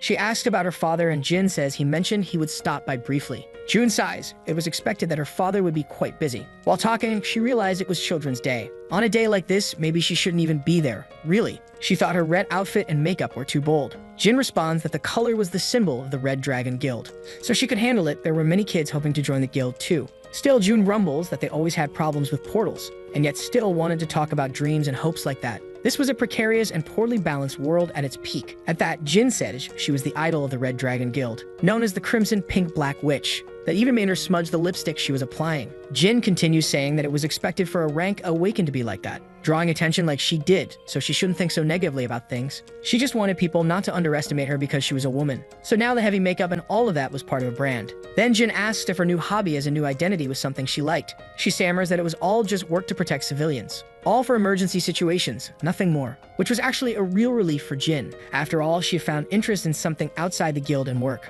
Finally, they arrived and immediately got out of the car. It had been a while since June lived as just a hunter. Meanwhile, the protagonist was walking with Du and Haeyeon at the festival. They noticed there was a knife-throwing competition there. Kangso wonders if some kind of assassin group was competing in broad daylight. Then he realizes it was actually just a throwing game. The more balloons hit with the throws, the higher the score. Haeyeon comments on how there was a big teddy bear as a prize. Kangso asks if she wanted it, and she agrees. After all, she wouldn't even need to eat anymore with that. He asked about the chocolates and other sweets she liked, making Haeyeon hesitate. But she still wanted to eat the snacks and chocolates Kangso made. Then the protagonist asks if Du would like to give it a try. There might be a chance to get a bit closer to her. Du replies he would like to try, but being an awakened, his ability wasn't very useful. That's because he had an explosive ability, just a C rank 1, so it wasn't very powerful in situations like this. He could create a small explosion enough to blind some monsters. It was pretty useless in everyday life, to be honest. Even so, Kangso insists that he could give it a try. He just needed to try throwing the way he was told to. Kangso asks for 3 darts from the stall person and then hands them to Du. He says that to win the teddy bear, he would have to hit all 3 balloons. And on top of that, they were the ones worth 100 points each.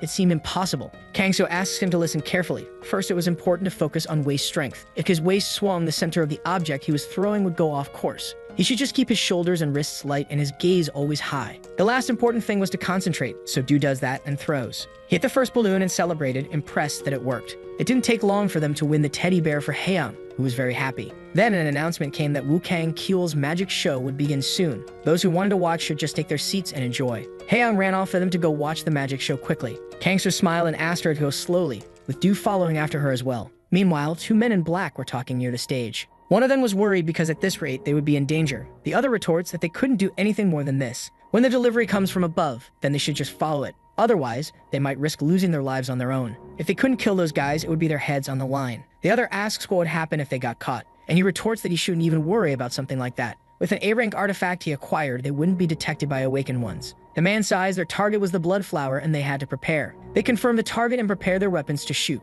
The true identity of the blood flower was Jiun, the Witch of Scarlet Flames. Meanwhile, Haeyoung was calling for the others to get good seats. Do asked if they should take them from that spot they could have a good view. Kangso was curious about the levitation trick and asks if he could do it too. As Do looked a bit shocked, he decides to drop the question. Then Do mentions the trick where they cut a person in half. Then they put them back together and it was very fascinating to watch. The protagonist wonders if he could get compensation for something like that. Especially putting a body back together seemed insane to Kangso. Then Do says that even knowing it's a trick, it's still fun to watch. Kangso then suddenly feels a familiar energy as he turns around. It seemed to be Jiun, and it didn't take long for him to turn toward where she was. Do notes that side was where the VIP section of the audience was. He comments that the person there must be a VIP too. It didn't take long for Do to see that the Black-Pink Hunter was there. Anyone in South Korea would know that she was a well-known spy. Kangser says that if she was that famous, she must really be an impressive hunter. And he agrees because she was the ace of the Red Dragon Guild, one of the top 3 guilds. Kangso was surprised that Jiun had such caliber and ability, until he noticed that she was actually hiding her face with a piece of paper. Jiun was surprised because out of all people, he was still there. Obviously, she would love to see his face even more than usual. But there had to be reasons why she wanted to hide her identity. That's why Kangso just decided to stop staring and stay quiet. Then the host decides to start the magic and illusion show. Everyone watches and the protagonist is impressed by how they move objects like that, even more so without using any energy to make it all work. Suddenly, Kangso felt pressure coming from a firearm. When they noticed, Jun's security saw a bullet breaking the glass. It was an aura bullet, and they were shocked because they were under attack. They prepared to defend the VIP area and raise their shields. Even so, the barriers begin to crack and break even while trying to block. To break through a shield like that took surprising power. They wonder if it was a new and powerful version of aura bullets. Then Jun stood up and used her powers to protect them. She asks what the guard was doing when they should be tracking the culprit, and wonders what suddenly started happening, worried about the people from the restaurant. At the show, the staff guide the audience to evacuate safely during this time. Lim shows up to help Haeyoung too because she was crying in fear. Also, her teddy bear was ruined during the chaos. She runs into Yu's arms a bit later, and they talk to her. Meanwhile, Kangso gets irritated that they made the girl cry like that. He intended to find those responsible and make them pay. Stokie says he would need to use the bathroom and ask them to stay there. The place there seems safe, at least for now. Kangso went to where the men in black were arguing with each other. They should have shot the fox right away, but even so it didn't work. They were arguing about the shots that ended up having no effect. They could shoot a civilian to cause confusion and disappear, which angers Kangso even more. The protagonist intended to make them taste their own bullets, so he throws 2 bullets into the backs of the men with his own hands. They fall shocked and ask who exactly he was that appeared suddenly. Besides making Haeyoung cry, they were targeting innocent civilians. One of them replies yes, but didn't know who he was to begin with. They didn't intend to let him get away with it unpunished. Kangso asks who they were talking about, who was behind all this. The rest of the people should take care of those men. Probably the hunters from the association would show up soon to catch them. Then Kangso left so he could return to Haeyoung and comfort her. On another day, Sora received a message and asked the children to stay on their own. She needed to step out for a moment to reply to a message. Sora had heard about the premeditated attack by the irregulars. They needed to pay more attention to the protection of the children. On the other end, they thanked Inspector Sora for her cooperation. The children called for her, and she asked for a moment before returning. Either way, she intended to go back to answering the calls afterward. The teacher returned apologizing for being late and asked if they knew what day it was the day after tomorrow. It was Parents' Day, and on that day they would make flowers from colored paper. They could also write some messages to express gratitude for all of them. All the children focused on making the flowers, including Haeyoung. Sora approached, praising the things she was preparing. The girl says she was making them for her dad and her mom. The others agreed, mentioning they were also making them for their grandparents. But then Sora saw that only one boy stayed quiet after the questions. It was Jonghoon, and she approached, mentioning that he was making a very pretty one. The other children got curious to know who he intended to give it to, and they told the teacher that Jonghoon didn't have anyone like that. After all, he didn't have a mom or a dad. No family to share with. The boy was shaken to the point of curling up, and Sora came closer to comfort him. They shouldn't say such mean things like that to a child. That's when Haeyoung stood up, yelling that they were all really being mean. If someone didn't have parents, it wasn't right to pressure them about it. All the children started crying after being yelled at, and Haeyoung kept scolding them because obviously they wouldn't want that either. Still, they were being mean to Jonghoon. Sora stammered to remind them that if they did something wrong, they should apologize. So they should apologize to Jonghoon and never say anything like that again. They all apologized to Jonghoon, who replied that it was okay. Haeyoung came closer, asking him to stop crying. They could make the flowers together, and then he said he would give the flowers to his aunt. She agreed that it was really a good idea, and that his aunt would be happy with that. Meanwhile, Jin thought about the guild master Kim Haekyeol, an A-class awakened who appeared during the era of chaos as a magical swordsman who could wield a sword and fire magic at the same time. He was a man who could make great contributions in the subjugation of magical beasts. She went to Haekyeol's office, and having him as the leader of their guild always made her nervous. But she could do her best to make things work. Knocking on the door, Jin asked for permission from the guild master to enter. To start, she would summarize the day's schedule in chronological order. Immediately, Haekyeol asked if there had been any progress in the investigation. It was about the aura bullet that tried to hit his daughter on Children's Day. She agreed that they were investigating the suspects who had been found. They were found in the Silver Tower, but there hadn't been much development. Haekyeol grew enraged, saying they were all completely useless. They should hurry up to find who was responsible for all of this. He was furious, wanting to know who dared target his daughter like that. Jin understood and showed him the file about the restaurant he also requested. Then Haekyeol took the papers about the shop owner and who the person was. Realizing it was Yu Sumtae, and Jin agreed because they had gathered information on him. Her friend said he used to explore dungeons and had a certain resume. He was quite skilled in cooking and had opened a restaurant. Then Jin asked how they should deal with you this time. Haekyeol was unsure of what she was trying to say like that. After his wife passed away, his daughter had lived her whole life driven by revenge. And now she was finally showing interest in something else. Besides, he was on good terms with the chef, and he would just leave him alone. With that, Jin agreed and was dismissed from his office. When he was alone, the guild master opened the safe and took out the first paper rose. He had received it from Jiwoon when she was still a child and kept it as a lucky charm. Just seeing it made all his exhaustion melt away instantly. Haekyeol hoped that his daughter could regain her former joy as soon as possible.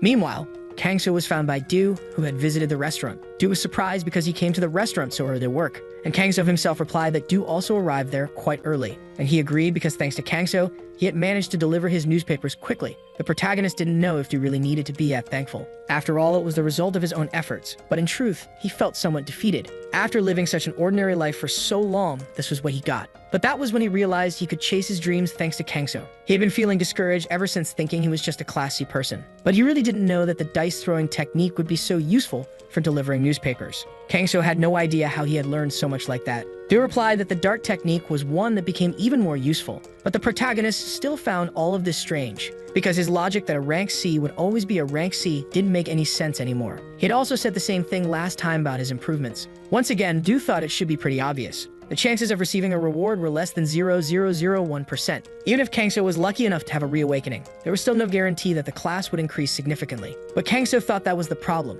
He had been mistaken. Awakening was only the starting point of power in that world. It seemed like no one was aware of a fact like that in real life. The protagonist asked what kind of breathing technique he was using, but he didn't know what a breathing technique was. Now Kangso could understand that the awakened in this world didn't learn the art of breathing techniques. That was why they were unable to sense their own energy, which caused it to flow out of their bodies continuously. Then Do said it was getting late and he would head out to do his deliveries. Later, the protagonist was drinking with Yu and he noticed something was bothering him. Kangso asked what he would do if he knew how to make awakened ones stronger. Yu replied that he would share it with the other awakened. The protagonist was curious to know if he would do that without expecting anything in return. And he laughed at that. If the awakened could protect their families with their strength, then yes. That was enough for Yu, really. He just wanted to live safely. There was nothing he could personally use that power for. The truth was that you couldn't protect everything with his own hands. So he would just let everyone know the truth. That way, their Haeyoung could live in a safe world. Kangso could understand, so Yu offered him another glass of soda. The reason the protagonist hid his identity and lived peacefully. It was all to avoid causing even more chaos in the world around him. In that case, there was no reason not to help prevent chaos in the world. Now Kangso was determined to create breathing techniques for the awakened.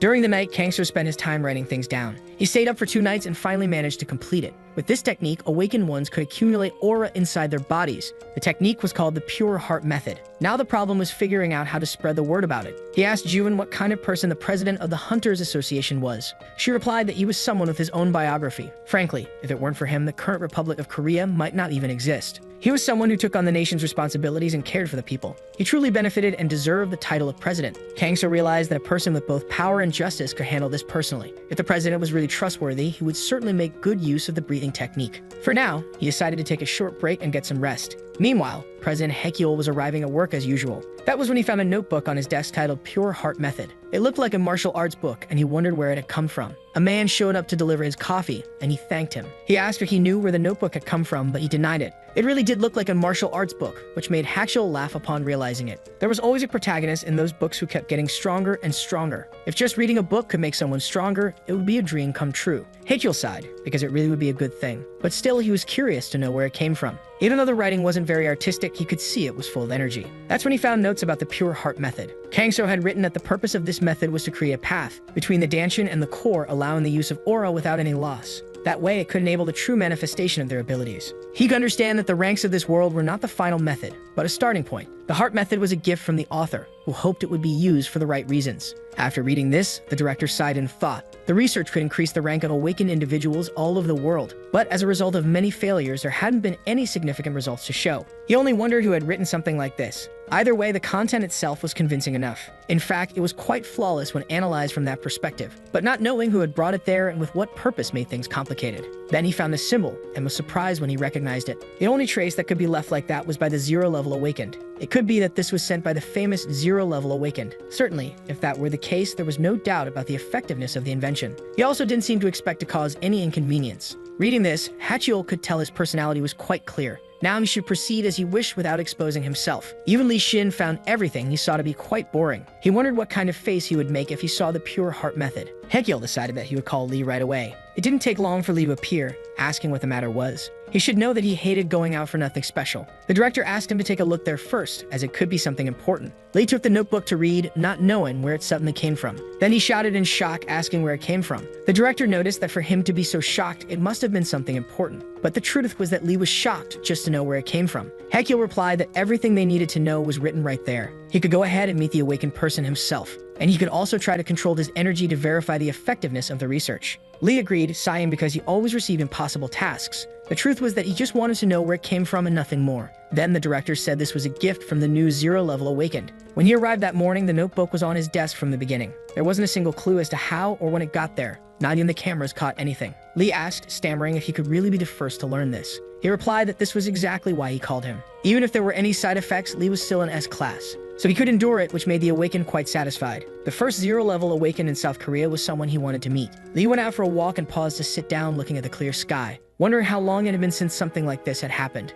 When he was enjoying the sunlight outside, enjoying his life, it had been a long time. Back then, a hero appeared who was described as someone with a miraculous appearance. It was the appearance of an S-rank awakened and people celebrated. And he finally found out he was expected to stay in Korea for a long time, and successfully closed the S-rank portal that had appeared. Even so, in the process, several of his comrades ended up being sacrificed. And then he became afraid of his own power. The more he tried to gain control over his power, the more violent he became, until finally Li was practically alone in his life. Even with his efforts for many people to return to their daily lives, he still wasn't able to control his unstable energy and how it affected others. Suddenly, Li coughed and curled up. He still couldn't control himself properly. He could never let his guard down or something bad could happen. Until recently, he even resented his S-rank ability. But thanks to the power of the pure heart method, he managed to control his energy. That way, who knows, maybe he could learn to control himself and surpass the 0 level barrier. The 0 level who taught the pure heart method really was a good person. Then Li noticed someone passing by. It was a food delivery person. But he was surprised because that person had a speed-related ability.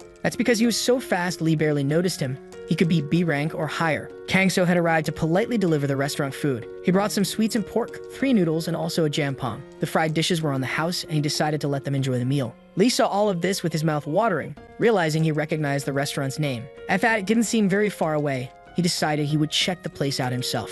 Kangso returned to the restaurant and Jiyoon handed him a glass of water to cool off. But that was when he noticed something wrong and she asked if there was something in the taste of the water. He replied that it wasn't that, he actually sensed someone outside. It was the man from before, but someone with exceptionally powerful energy. Li entered the restaurant and was greeted, and Lim approached to attend to him. That was when Li recognized Jiyoon, asking why she was there. You've asked if they knew each other, and he actually started recognizing Li. And Jiyoon shouted that he was actually her brother, laughing nervously. After all, it was a pretty common face, and many people usually said that. She asked Li what he wanted to eat because she could prepare something now. Li didn't understand anything, but laughed and agreed to have noodles. June whispered to him what was really going on, and asked if it was okay to be walking around like that when he could be seen. If he went into Berserk again, she would be fine, but civilians could be in danger. Li replied that he was fine now, which made June curious about that. He said she would end up finding out during the next training session. Since there was nothing she could do, she gave an annoyed smile because she was just a normal person. At least here she was, so she couldn't be making unnecessary comments. Lim appeared to deliver the noodles that were ready. She had heard that he was Jun's brother and served an extra portion of food. Lee gave a nervous laugh but thanked her anyway. When he ate, he was surprised because the food was truly delicious.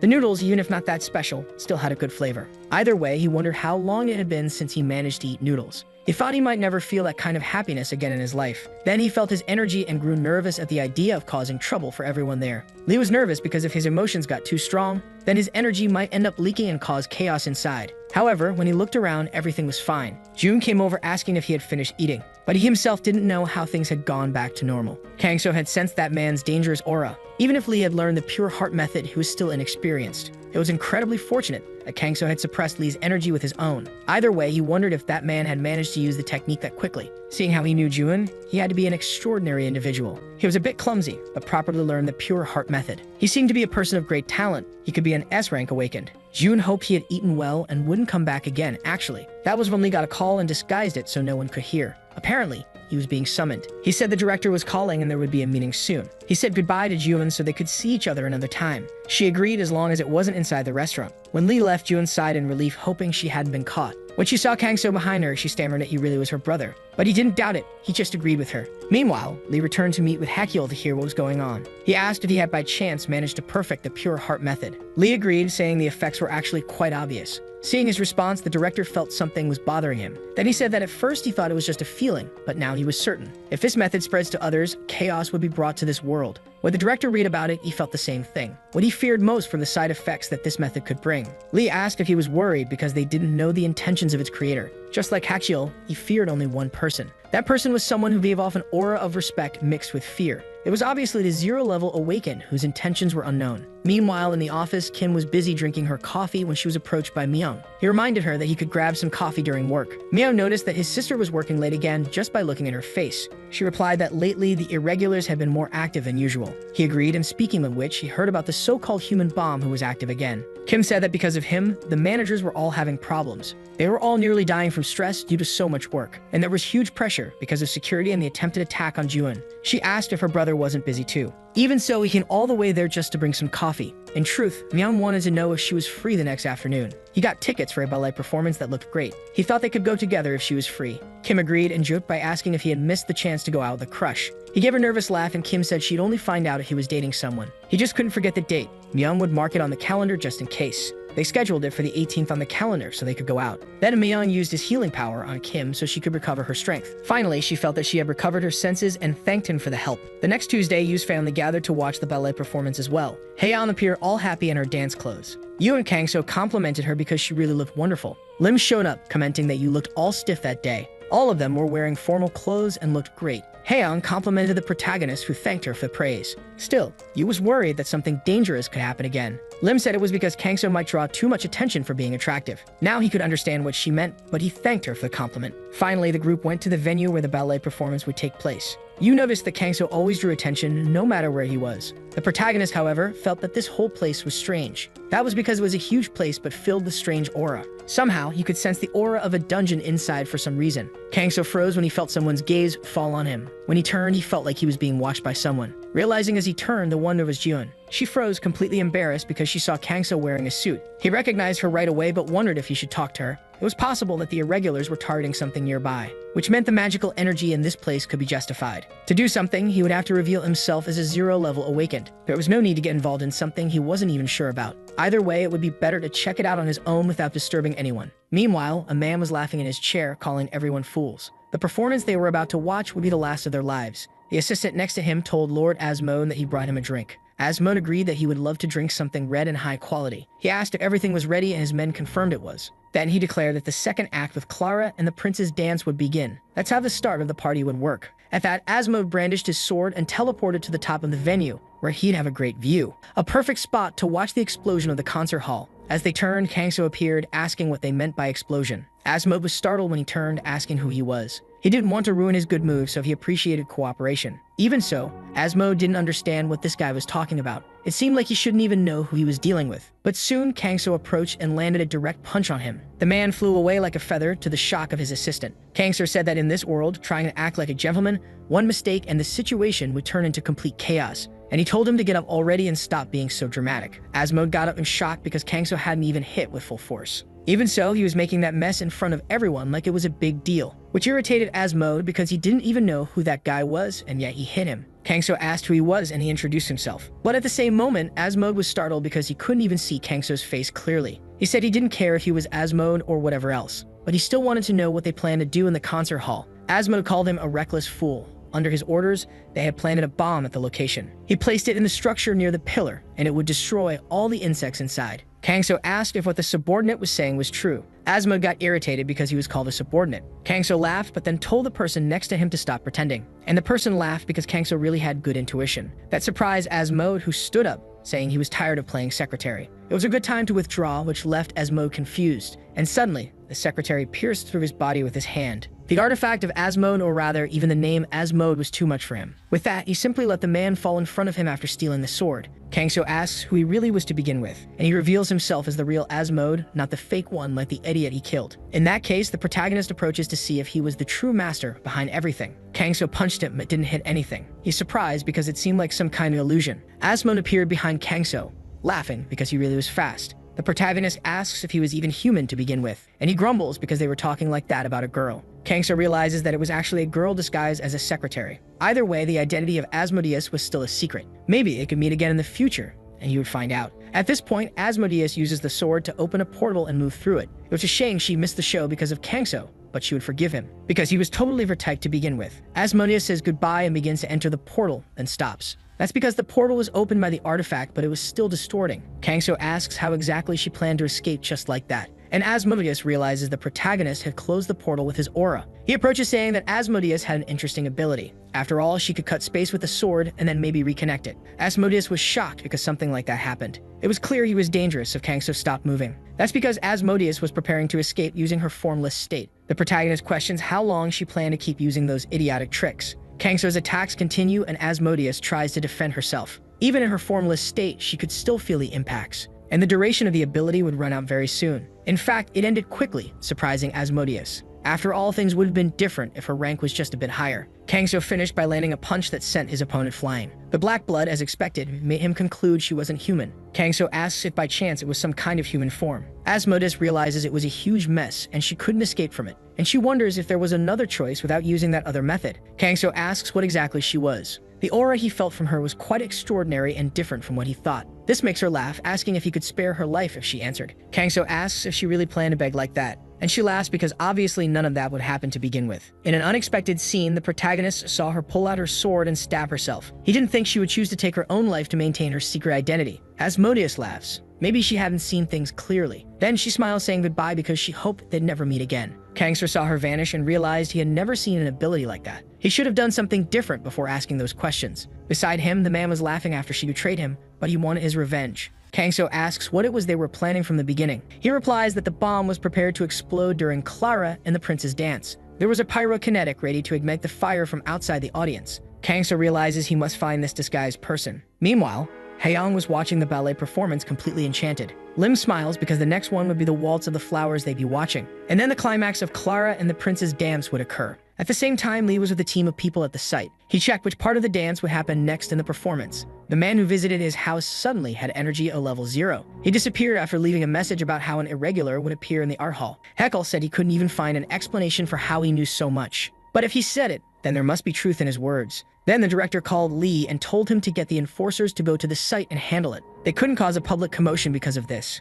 With that, Lee went to the location and confirmed he could feel a certain magical energy. Based on the building layout, it should be near the utility room. First, they needed to evacuate the audience, and Lee orders everyone to prepare. They rushed into the place thanks to the map provided by the president. They were able to reduce the search time and go directly where they needed to be. It didn't take long for Lee to find a man with suspicious magical energy. The man approached, reminding him that this place was a restricted area. They didn't know who those people were, but they had to leave. So Lee sent him flying away with a punch immediately. Inside the room, several people were confused about what was happening. Lee entered, saying they were public authorities and were going to arrest them. With that, they managed to tie up all of them, even though they weren't anything special. When they looked, one man was laughing even in that situation, and he asked if he knew anything more about what was going on. The man asks if he couldn't even laugh when he wanted to. Right away, Lee pressures him further, not wanting to ask the same thing twice. Then he says the bomb with explosives was hidden on the stage. That caught Lee off guard because apparently it was in the middle of all those people. With that, they make an announcement to the audience that it was an emergency, because a group of irregulars had appeared and they should leave quickly and safely. Yu holds his daughter to guide her out safely in his arms. He wonders where Kangso went and if he was safe. Suddenly, a man shouts from the middle of the venue,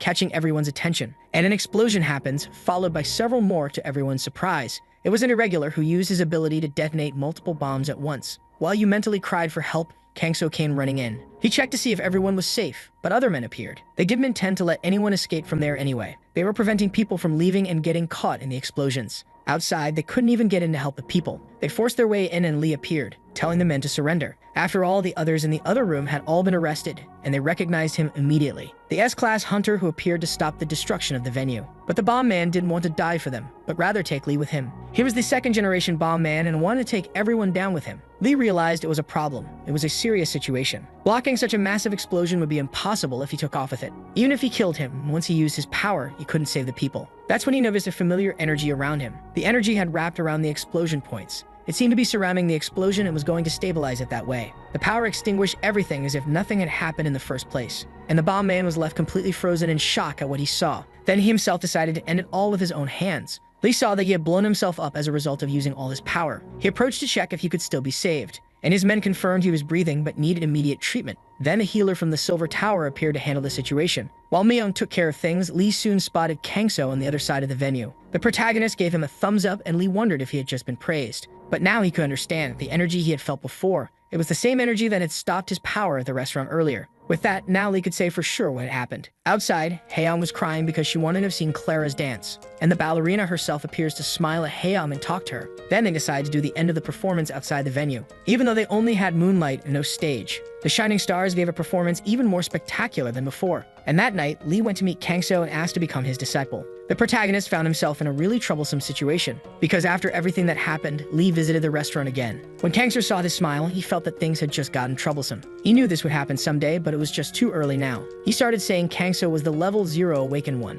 but Kangso asked him not to talk about that there. It was better to talk in a quiet and more distant place the next day. So they arranged to meet one night at another location. The protagonist apologizes because he must be very busy, but Lee laughs because he always had time to meet him. In fact, he wanted to thank him because it was thanks to him that a major disaster was avoided. Kangso noticed he was being called teacher and asks why. He replies simply because he was his great savior. The pure heart method turned his life upside down and changed everything. Kangso was kind of shocked because he was being seen with such admiration, and he apologizes because he was rude when he visited his house the other day. That's because Lee had approached him the other time asking who he really was, and how he found out about that place. Kangso had just gone to his house to tell him about the irregulars that would appear. He knew it must be hard to believe, but it was the truth. Lee sighed, unsure of what proof there was that something like that could happen. Assuming it was true, he didn't understand why Kangso had come to him. Kangso replies that he was someone who had become a level 0 awakened. The fact that Lee had reached level 0 was still unknown to the public, so he knew Kangso must have sensed the pure energy within him, especially after using the pure heart method. That's why now Lee wanted to ask Kangso to take him as his disciple.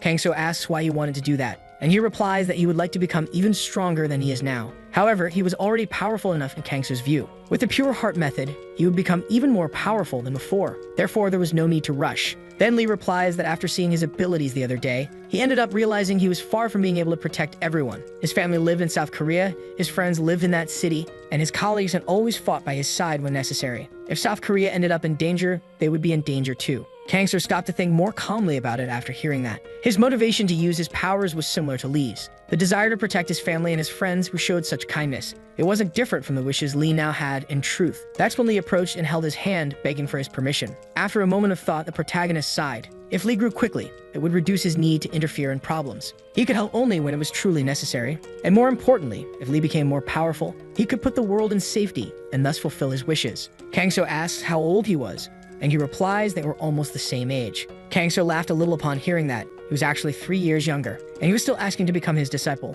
It seemed he was having a bit of trouble thinking about it. Finally, the protagonist ends up agreeing to give him guidance. They could treat each other like brothers instead of master and disciple. Very happy, Lee bows deeply in thanks for his consideration. Then Kangso says they should meet there on Tuesdays and Thursdays each week. Lee agrees, and so they could begin his training from then on. First, he would personally teach him techniques from the pure heart method. Lee was truly very happy. It seemed much more efficient when guided. He asks what he should do next for his upcoming lessons. Kangso says he heard that Lee used a sword. However, even if he wanted to give the lessons, he didn't have a sword for it. At that, Lee says if he needed a sword, he had one right there to offer. Lee drew his sword and showed that this was his beloved Wind Lord. The protagonist was impressed that he just pulled the sword out of the air. And Lee explains that this was actually called an inventory. It was something common sense among awakenings, but Kangso didn't know that yet. He had completely forgotten about it. even though it was such an expensive thing. Even so, having something like that seemed pretty useful. Then Lee suggests he could give one to Kangso if that's what he wanted. As he could see, the inventory was used in a tattoo and was a portable item. Its size was determined by the ability of the person who received it. Kangso asks how big his inventory was,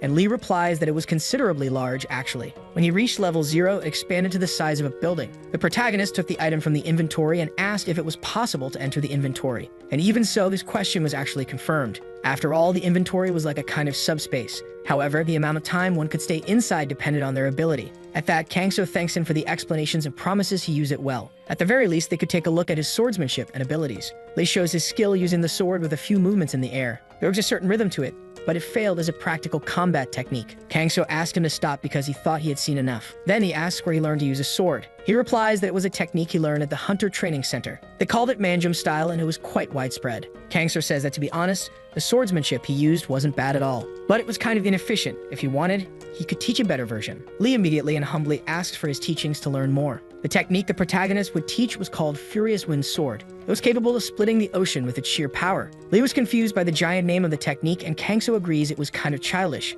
But first, he would demonstrate it and asked to borrow his sword. Kangso took the sword and unsheathed it immediately. Lee felt that just by watching him draw the sword, he could feel an immense pressure coming from him. Thus, Kangso moved his sword and used the technique against a nearby rock. That impressed Lee because the rock was cut as if it were bread. It impressed him because it truly was an incredible technique. Kangso explains that if he imbued it with his inner energy, the sword technique would do that. It could cut through anything and do so quickly and efficiently. Then Lee asked if by chance he used inner energy just now. Kangso replies that actually he didn't use it. He simply swung it normally. If he had used his inner energy and swung the sword, the entire area would have collapsed. That only left Lee more impressed with the level of that awakened. Even though both were level 0, they were still far from similar in strength. He was still very far from his ideal of power. He would need to be diligent to learn a lot. Later, the protagonist went back to working at the restaurant as usual. He made the right choice in switching his broom from wood to iron. After all, last time he managed to break it completely just by gripping it. However, when he looked to the other side of the street, he saw a new bookstore. The person who came out of it was none other than Lee with a big smile. Kangso asked if by any chance the bookstore was his, if he owned it. He laughed and agreed that it was indeed the case. He had wanted to say it earlier, but never found the right moment. Yu appears to tell the protagonist to finish the task so they could go back to eat. Then he noticed Lee there, which surprised him to see him again. Lee greets him. It was the first time he did so properly. He had just moved into the building next to the restaurant recently. Yu agrees, after all, he was very grateful for the last time they saw each other. But even so, he was surprised to hear that Lee owned the bookstore. He was shocked. Having a powerful hunter as a neighbor was unexpected. Either way, Haeum appeared calling everyone to come inside and eat. She also noticed that Lee was there already knowing he was the bookstore owner. Lee greets the girl and Yu suggests that he come in to eat with them. But Lee refuses, saying he didn't want to intrude on his life so soon. Lim appears saying it was alright, it would just be one more plate at the table. In that case, Lee ended up accepting and came in to eat with everyone else. He says he ate very well and was full after Lim checked. Yu laughed, happy that they could show their gratitude to him this way. Once again, they wanted to thank Lee because he saved his family during the chaos the other time. He gets nervous, replying that he just did what you should have done from the beginning.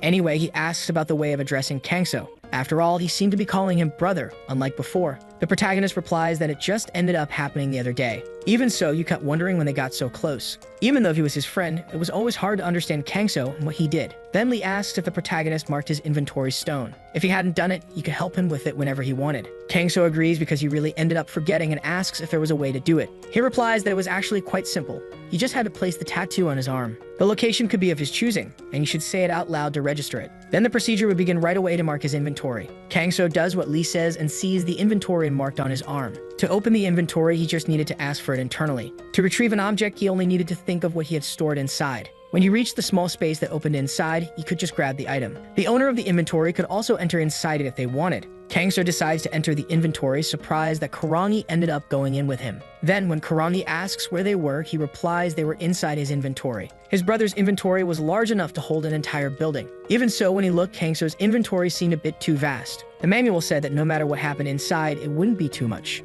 At least not for the inventory holder or for what was placed inside it. He wonders if he should try practicing kung fu in there and take advantage of the isolated space. The protagonist ran inside and saw there truly was a huge place. He couldn't even see the end of things around him, to be honest. He could take a break that day and look around more calmly. Kangso decides to leave the inventory and return to the restaurant. Yu asks if it was really as big as they expected it to be. The protagonist replies that it was so vast he could barely be sure, actually. But it seemed the size in question was like a city. That shocked the others at the table around him, including Lee. The inventory was supposed to be as big as the user's power, actually, and they wonder how powerful Kangso really was. That was the sheer difference between them. The protagonist says it was a lot of space, but it felt kind of pointless to leave empty. So Lee says that if he could get control magic stones, he could decorate the place however he wanted to. If he wished, he could even build buildings and houses inside it if that was his will. Kangso asks if those control magic stones were the ones from magical beasts. Lee agrees. Normally only officially registered hunters could enter the portals. But in places like Gangwon province, it was different. There were kind of some unprocessed magical beasts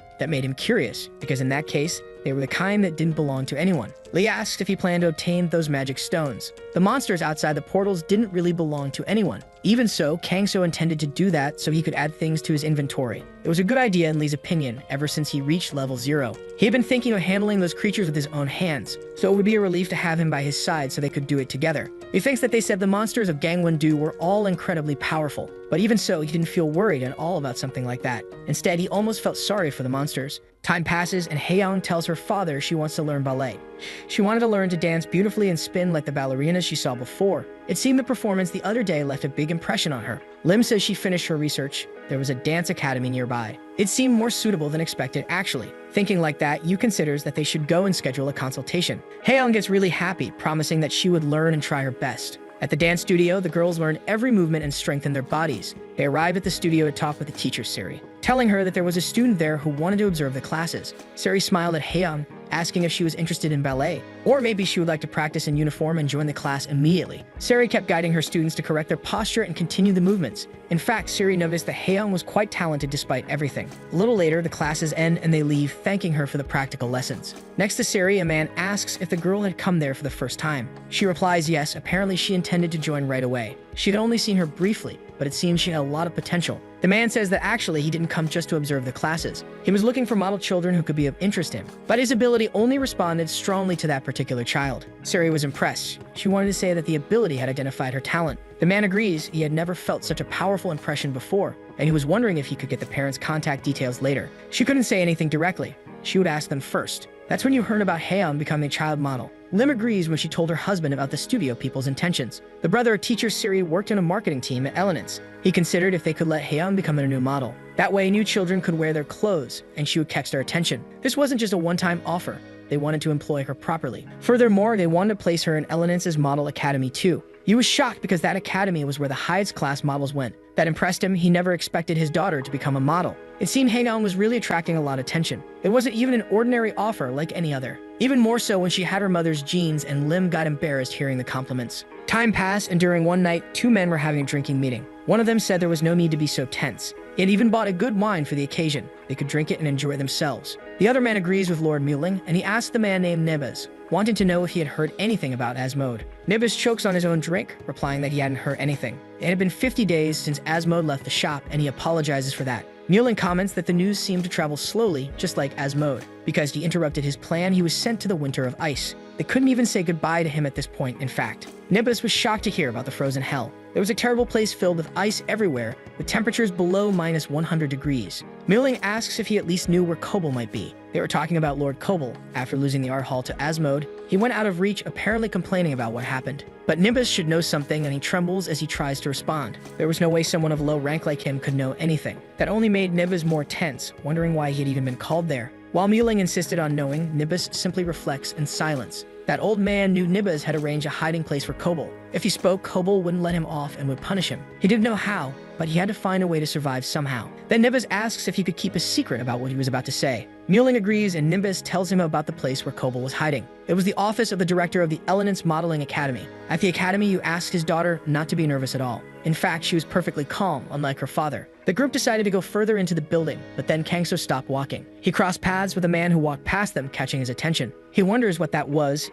He could feel remnants of magical energy. The aura that just came didn't seem to belong to that man. Then, the man inside the room greeted Yu's family. He introduces himself as Choi Hongsu, the director of the Elements Modeling Academy. Haeyeon bows to greet Choi, which makes him smile. Just as manager Yoon described, she was perfect to fulfill the image of elegance. It was the minimum they asked from the children and the clothes they would wear from then on. Yu gave a nervous laugh as his daughter received the compliments. Choi agrees, maybe that's why he brought her parents there. But she wasn't just cute, she also carried a lot of grace. He asked them to follow him because he would like to give them a tour of the academy. They continue walking as Choi explains things about the academy for a long time. Yu says that as expected of South Korea and a first-class academy, everything inside was impressive, from the people to the objects and rooms. Kang-soo ended up getting tense when he noticed an energy approaching them. The man who was about to walk past them had an impressive aura, so the protagonist sends a message to Lee apologizing for taking up his time. After all, he must be quite busy, but there was an urgent matter to address. He asked if he could check if the Elements Modeling Academy had irregulars. Kang-soo only felt the man pass by him normally. They were all hiding themselves there very well, but their energy was powerful and dark. He wonders if this place could actually be a hideout for irregulars. Lee replies that the place seemed relatively suspicious, in fact, so the Silver Tower would send its agents who had already infiltrated the place.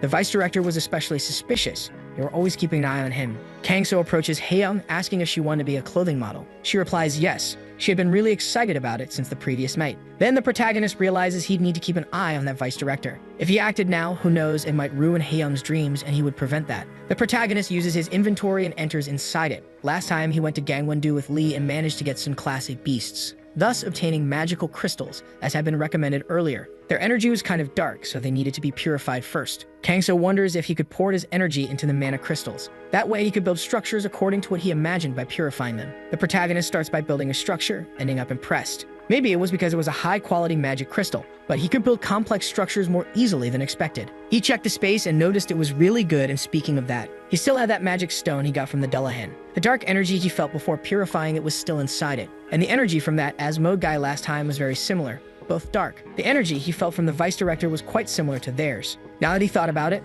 Asmode also had his human form, but his blood was black, so it was clear he wasn't truly human. In that case, it could be that he was actually a humanoid demon. However, Kang-soo felt that this couldn't be right. Asmode lacked the destructive instincts typical of demons he knew. Maybe he was suppressing all of that at will, but calling him just a powerful human felt inaccurate. His power was almost at the level of an S-rank awakened when compared. If things started going off track at this point, he'd need to intervene. This country could end up being tame and fall into chaos quickly. Kang-soo thinks about this, but still wasn't sure about any of it to begin with. Anyway, he decided to leave the inventory and heard his name being called. Yu was all happy after finishing his daughter's modeling contract. Thanks to Juin's help, they were finally able to make it work. The protagonist is happy that everything worked out and asks if the contract was finalized, and he agrees they wanted Haeyoung to attend the new product launch the following week. Kang-soo noticed that things really were kind of urgent. Yu agrees. They asked for her to join the rehearsal starting the next day. So Kang-soo asks how long the contract would last. He replies that the academy asked for a 1-year exclusive contract in total. But thinking about it, a contract like that would actually be better. If Haeyoung didn't like being a model,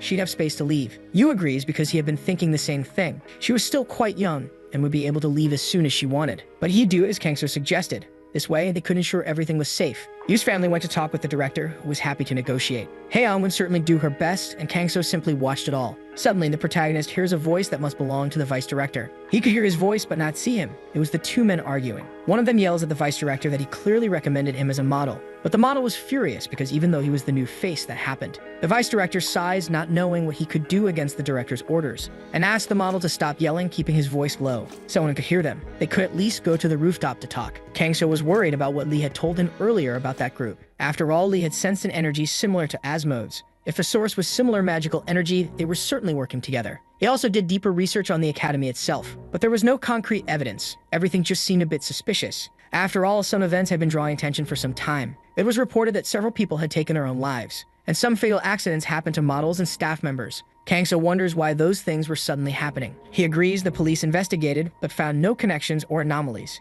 Even the Silver Tower had secretly joined the investigation. Now the protagonist was sure he had to follow the vice director to the rooftop. At the location, the model asks what he should do now. The vice director emitted a terrifying aura with a smile on his face, especially when he suddenly grabbed the model's head roughly. He laughed, just like the other small creatures. He should offer his life energy to him. Suddenly, a voice yells for him to stop immediately, and the vice director turns. A woman from the Silver Tower shouted for him to stop and introduce herself, commanding him to take his hands off the model immediately. He was under arrest for violating special laws for awakened beings. After all, he was clearly endangering someone's life using his powers. The vice director throws the model aside when he saw the Silver Tower appear. But it wasn't bad at all. He could have a little fun before finishing what he wanted. The woman took the hit and covered herself to defend being thrown back. That impressed him. After all, she blocked the attack without much difficulty. He still wanted to spend some time playing and hoped she wouldn't disappoint him. She tries to strike him, but the man dodges and quickly disappears from her view. He says she was too slow and appears behind her to attack. After striking her from behind, the vice director grins widely. It seemed that was all she had, even though he was expecting much more. But this time he could finish the battle and send her to the heavens. However, his attack was stopped by an external interference.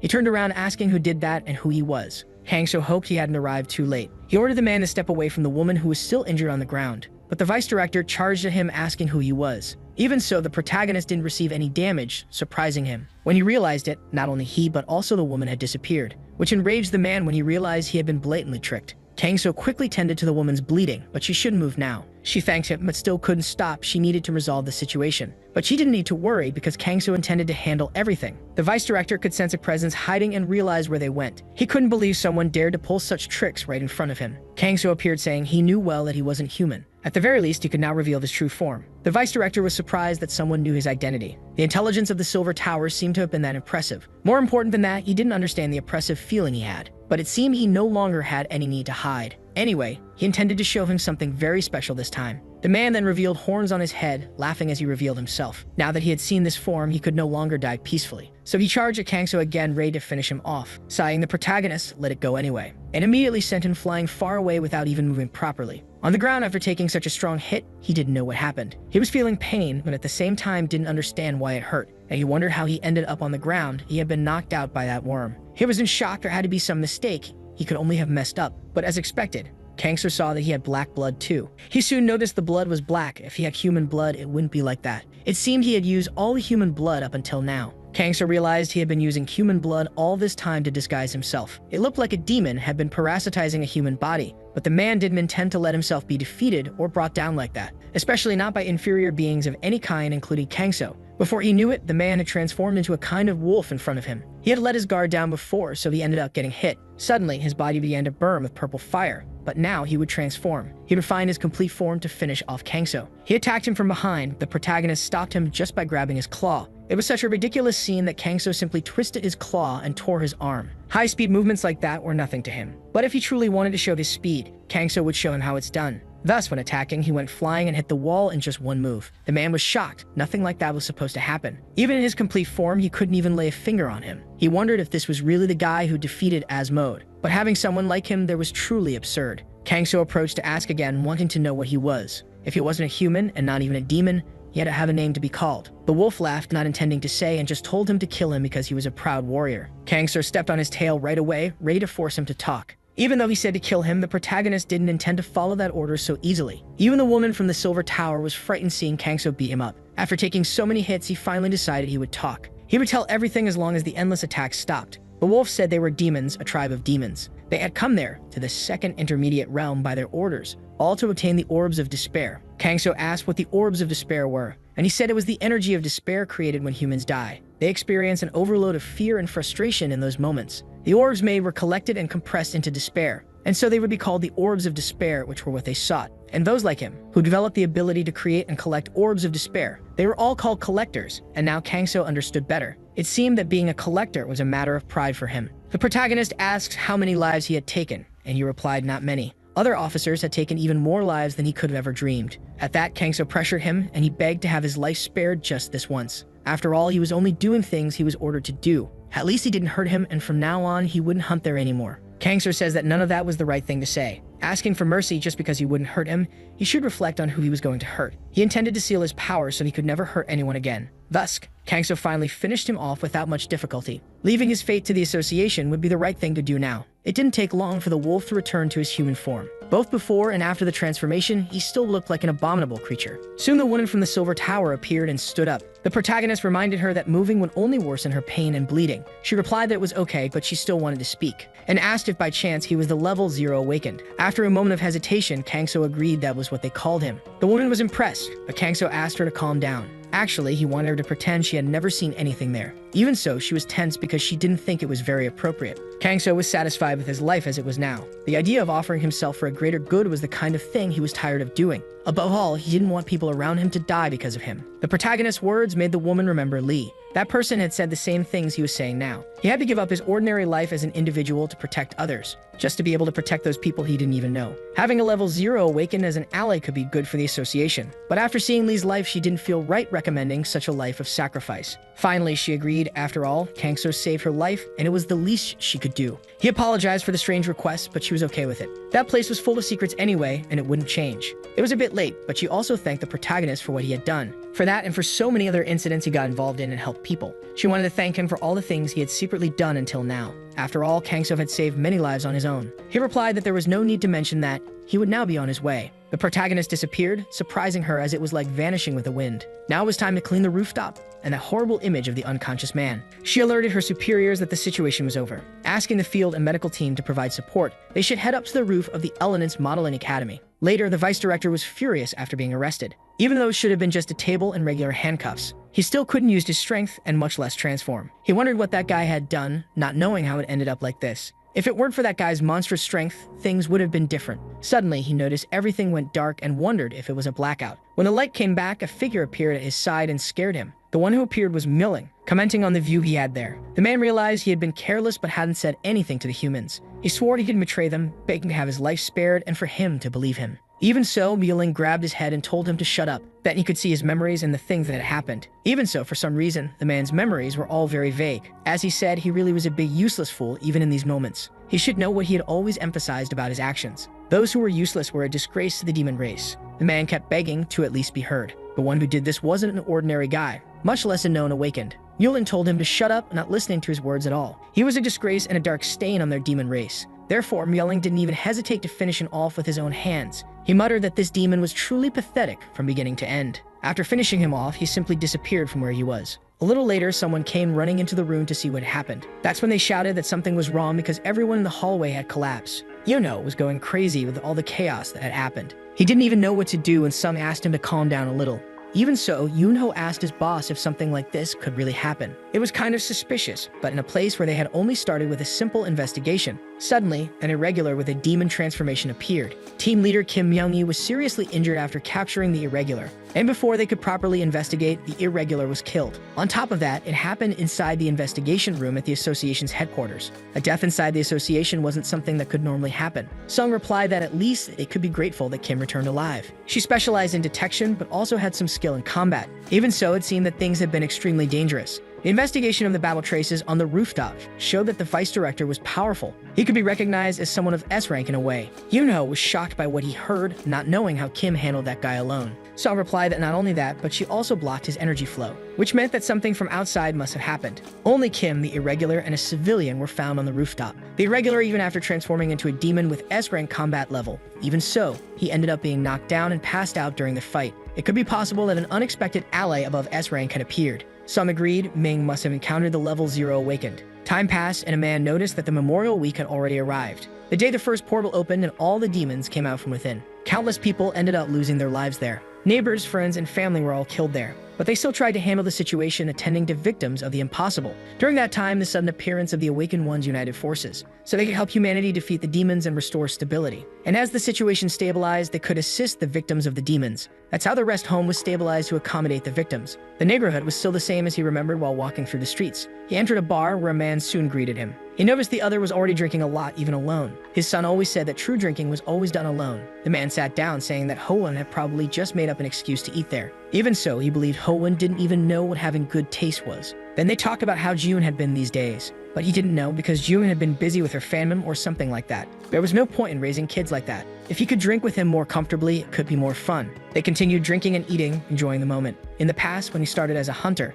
that was a real luxury. Ending the workdays by eating meat and drinking was good. It swept away all his fatigue and eased the sadness of losing his comrades. They spent the night eating and drinking, and at one point the blonde man asked if the other knew. At the beginning when he met him, he wanted to kill him when he started being so bossy. After everything happened, he stopped complaining and became a decent person. But it was still thanks to him that he was able to raise his head and get a good man to marry his sister. He kept him alive because he owed him for a long time. The two began to laugh, and later Haeyoung returned home after school. Kang-so immediately felt a powerful aura coming from inside the restaurant. He wondered who could be there at that hour of the night. It was a very powerful, unfamiliar energy from an awakened one. Lim soon noticed that the one inside was her brother, a friend of June's father. Haeyoung ran into her uncle's arms, who was so happy to see how much she had grown. Lim was surprised because he appeared without even giving notice. He replied that he decided to take a break during the memorial period. If he had given notice, Lim or Yu would gotten too worried. It was time to visit home and rest, so there he was. You laughed, realizing it really was a good opportunity for them to see each other. Then he introduced Kangso, who was a friend and new employee he had mentioned earlier.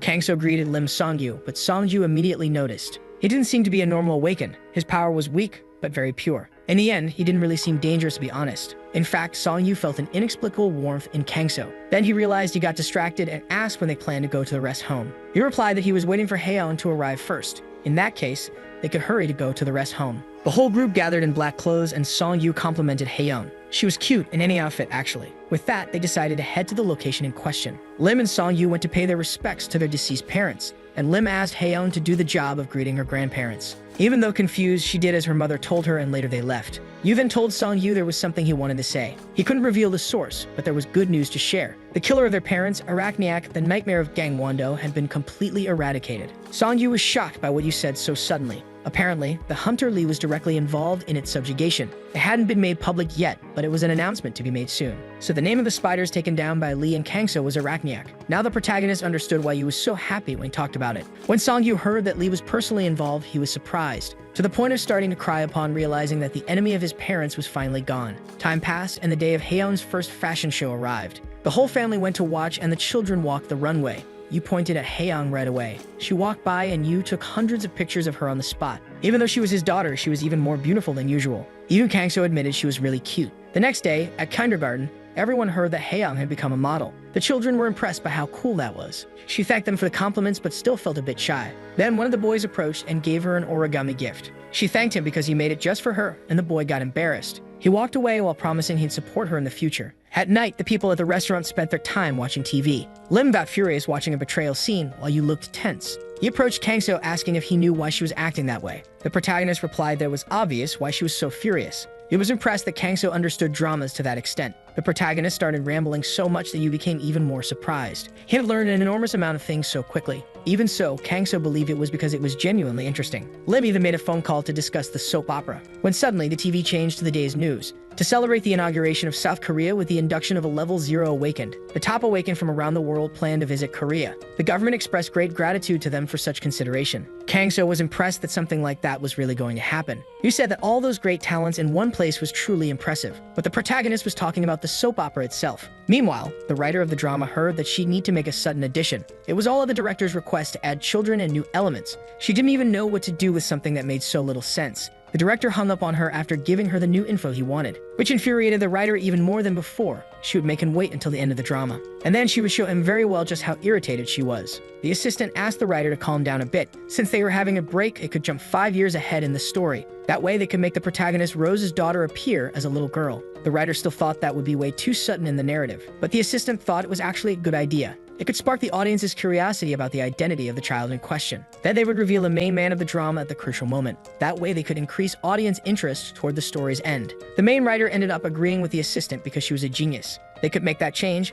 Now they just needed a cute child actress. The two went to visit Yu's family restaurant, and Jiun felt that they looked familiar. They ordered 2 bowls of jjajangmyeon to eat and recharge their energy. Jiun still didn't know where she had seen those two as she wrote down the order. Suddenly, the writer received a call from the drama's director and got irritated. She answered the call, introducing herself as Lily Choi. Apparently, they were asking for a cake, and Lily agreed. She told her assistant Kim that it was no big deal. They had just asked for a cake. Besides that, Alumnins recommended a child actress and made the request. June finally remembered that she was the writer Lily Choi and the other was her assistant. Their guild owned the broadcasting station company, so they ended up crossing paths during the program production announcement. The assistant wondered if a model child who was recommended could actually act. Suddenly, Haeyeon came running to talk to her mother, catching Lily's attention because that child was surprisingly adorable. Suddenly, Lily stood up abruptly and begged Lim to give her daughter to her. Later, they all went to the location where the drama was being filmed. Yu asked if his daughter was excited, and she agreed. But this time, she was also a little nervous, to be honest. He said that if things got too tense, she could just tell her parents. Haeyeon still replied that she could handle it. She was confident. Kangso was surprised because she got so excited. Then the director called a break from the scene they were filming. Yu approached to greet the director and introduce himself to her. But the director walked past him without even acknowledging his presence. Everyone looked a bit shocked, but the woman said they should talk inside. Even so, he didn't understand what her irritated look was about. They all entered the location, and the director introduced herself as the one responsible for the drama. She introduced herself as Ok Goyeon and said she heard from Lily about Haeyeon, and above all, that she actually had no experience in anything. Yu agreed that was the case, but his daughter was very determined to make it work. Kangso noticed that the director was openly trying to dismiss the proposal, all because the girl had no experience in that field. Ok agreed because everyone starts somewhere. that was true. Even so, Lily insisted they see that child, or she wouldn't write anything else. She was brought there after the writer insisted non-stop on that child. Ah had to admit that the girl was cute, and above all, her appearance was spot on. She could see the reason Lily had chosen the girl and insisted so much. But using a child model as an actress was something entirely different. She thought the girl had a pretty face, but things wouldn't be that easy. She might think acting was very simple because of that. Ah couldn't let her life's work be at risk over a side decision. With countless problems and criticisms over acting, Haeyoung would end up under pressure. It would end with her running off the set in tears. Ah gave a tense smile as she told Haeyoung that life was truly a battle. She could think of it as early life education. Suddenly, the director received a call from director Jin Moyoung of the guild. She didn't understand where the sudden call came from, but even so, she asked for just a moment to answer the call she had received. Then she went to answer director Jin's call, asking what he wanted. The woman said she knew that a model child named Haeyoung was there. Ignoring Oak's confusion, she decided to get straight to the point of the conversation. They had seen her during a model show and ended up liking her, saying they would like to see her more frequently than before. Ah was surprised, but Jin continued saying she shouldn't worry about anything. They had high expectations for the director and her work. She could just get ready for her next project. The director thought that no matter how skilled she was, or how well this project of hers went, she'd still need sponsors for the next production. So she agreed with Jin. She would try to increase Haeyoung's screen time. It might not be much as a form of gratitude, but when the drama ended, they knew she would want paid vacation with the actors and production team. They would offer a private resort that belonged to the Red Dragon Guild itself. Hearing that surprised Ok even more, and she thanked him for the words. Jin added that if Haeyoung or her guardian ended up having problems, maybe uncomfortable experiences on set, there would be severe consequences for that. At that, Ok stammered that she understood and would make sure none of that happened. When the call ended, the director sighed in relief. That was way too close to having problems with Jin and the entire guild over a hasty decision. The child was connected to someone high-ranking in the Red Dragon Guild. Anyway, she might have had a poor first impression, but she still needed to handle things properly now as she was instructed. She returned to the meeting table and commented with a tense smile about Haeyoung, and how she must really enjoy acting, and the girl smiled when called by name. Ok smiled, commenting that she truly was a very clever little girl. Her voice and tone were just too perfect for acting, and she could really feel that. So, could you at least start by reading the script before trying to act? Ok, try to stay calm. You could have just gone ahead with a request. That way you would guarantee a good reward and a wonderful summer trip. But it didn't take long for Haeyoung to start acting out the script, surprising Ok because she was reading the lines perfectly. In the script, 5 years later, the White Rose was walking in the park with her daughter. The child's name was Byul, and they were holding hands. The man found the White Rose and stopped to talk with her. Byul asked who that man was, and the White Rose answered he was a friend. She introduced herself to the so-called friend very politely. However, he was surprised to hear that she was 5 years old. He knelt down and praised her, saying she was just as beautiful as her mother. Byul was surprised because the man suddenly started crying in front of her, but he was just emotional because Byul was beautiful and moved him. Then Byul herself began to cry too. When he cried, for some reason, it made her heart ache too. The two kept crying until the directors stopped their performance. The actors praised Haeyoung because she was able to cry for real. Above all, she also managed to act very well. They couldn't even believe that Haeyoung was a newcomer. She was impressively good at acting despite being just a child. Even the director was crying emotionally because Haeyoung was so good. She had finally found the muse who would take her career to stardom. Time passes and Kangso continued his work as a restaurant delivery man. When he returned to the restaurant, Yu commented on how he always came back quickly. Even so, she suggested he could take things more calmly. The protagonist said he hurried because he thought there might be another delivery waiting. They offered Kangso some water to drink after the run. Jun smiled, thinking about how amazing he was. That delivery should have been kind of far, but he still did it quickly. Even for an A-rank person, he was really good at it. It wasn't just his skill that made Jun like him. It made her wonder how he ended up being ranked F. He seemed like he should be at least rank C or maybe even rank B. But still, for some reason, Kangso decided to become a delivery man. Among so many jobs to choose from, he decided to take one like that. Kangso then noticed a familiar energy approaching the restaurant. Someone entered the restaurant and Juwon was surprised to see who it was. It was the people from the Silver Tower who were visiting the restaurant. The two sat down to eat and talk. They talked about the case of Flamma, the new drug that had spread. They thought they had managed to take down the distributor last time. Even before it spread, there was always a need for certain items to be used, and all for purposes that weren't exactly proper, especially substances known as illicit drugs. Not only did they affect people to the point of losing physical pain,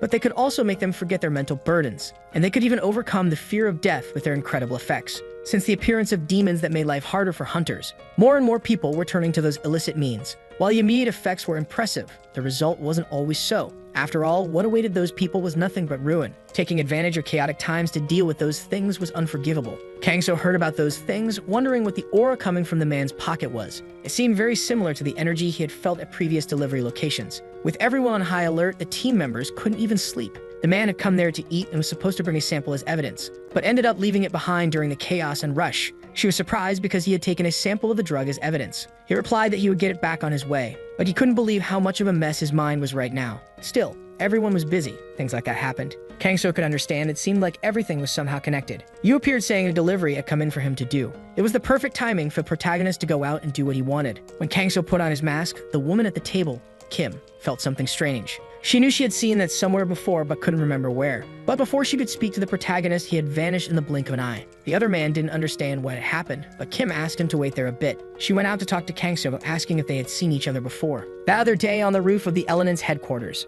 Then he smiled and lowered his mask when he realized she recognized him. But even so, he asked if by chance she wanted to say something. Kim agreed. In fact, she wanted to make a request if he didn't mind. The Silver Tower was now at its limit due to the rise of powerful irregulars. With Kangso's abilities, they could save even more people than before. It wasn't just about the Silver Tower, but also many others needed help. If he wanted to keep his identity a secret, she would support him, but she still wanted to beg him to help them save more lives. Kangso reflected in silence for a long moment. Keeping the fact they met a secret could be somewhat problematic. He had been thinking about how he could repay her for that. They could keep his identity a secret, and he would help with whatever was possible. So Kangso gave her his contact so she could call if needed. She thanked him while Jun was just watching through the restaurant window, wondering why Kangso was having such a serious conversation, especially with someone from the Silver Tower and of such importance. She wondered if Kangso was actually a secret agent from the Silver Tower. The protagonist mentioned he couldn't help but overhear her conversation at the table earlier. He was thinking he knew where the people dealing with the drugs might be. She was surprised to hear that meanwhile at night, a group of men had gathered. Sitting in an armchair, one of them punched a cage, furious. The people from the Silver Tower had ended up discovering him, but instead of doing something, he just ran away without doing anything about it. The man apologized, saying he was ashamed of what he did, but he asked for just one more chance, promising he wouldn't fail this time. Still, his boss didn't believe he could do it. Another one came closer to whisper something and the boss agreed. Then he decided to offer the man a new mission, to which he thanked him. But he soon heard that the new mission was to become dog food. He was confused, but then the man released several horned dogs at him. Meanwhile, Kangso said he felt something in Kim's companion's pocket. It was one of those drugs they had taken as a sample for their investigation. He had made a delivery to a place where the same energy could be felt nearby. Something seemed strange, but after hearing the conversation, he was sure. That night, Kangso would invade the base and take care of them alone. During the night, the man was counting money after securing some things. The organization's boss was sure he would become the greatest in all of Asia. With his newly awakened powers to control beasts, anything would be possible. And on top of that, he had a rabbit in the cage in his hands. While laughing, he suddenly heard a commotion and asked what was going on. One of the men decided to go out and check what it was all about. Then he found a delivery man who suddenly appeared. But a punch flew at his face and he was sent flying away that same second. The boss stood up, somewhat shocked by what he had just witnessed. When they looked, Kangso was at the entrance,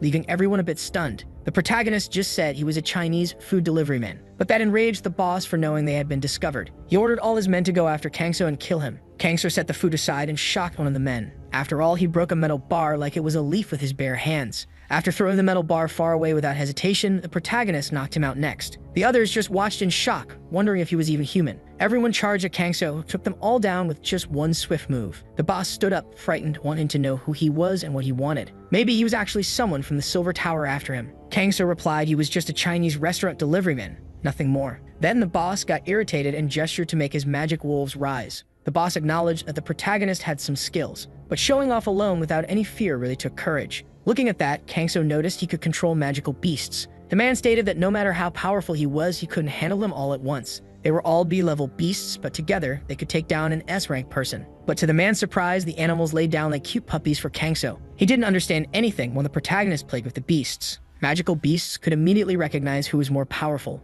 and they also showed submission to them instantly. Even with his power, he couldn't overcome the instinct of a person. The boss kept wondering what this guy even was to begin with. After all, that guy could be S-rank or higher for whatever reason. When he was pressured, Kangso stepped back, saying he would surrender. Kangso said he had heard that many people were suffering because of his drugs. When he started talking about quitting them, the man laughed immediately. Nervously, he asked what he was even talking about. He had never even seen such drugs to begin with and was still being accused of nothing. Kangso then turned toward where the money was, noticing something strange. He had sensed the drugs just a moment ago and suddenly they were gone. When he wondered where it came from, he then noticed a rabbit in the cage. It seemed to be trembling in fear, and as he approached, the man shouted, asking him not to touch that creature or get any closer. Still, Kangso approached and took the rabbit out of the cage, trembling. He wondered how it was possible for it to be so afraid like that, but he thought there was no need to worry because he would protect it. Then the rabbit showed an irritated reaction and the protagonist tried to understand it. It seemed like that rabbit was having several complaints about him. The boss asked what that was supposed to mean after all. The protagonist said he could control beasts with his power, but he never should have cared about their feelings all this time.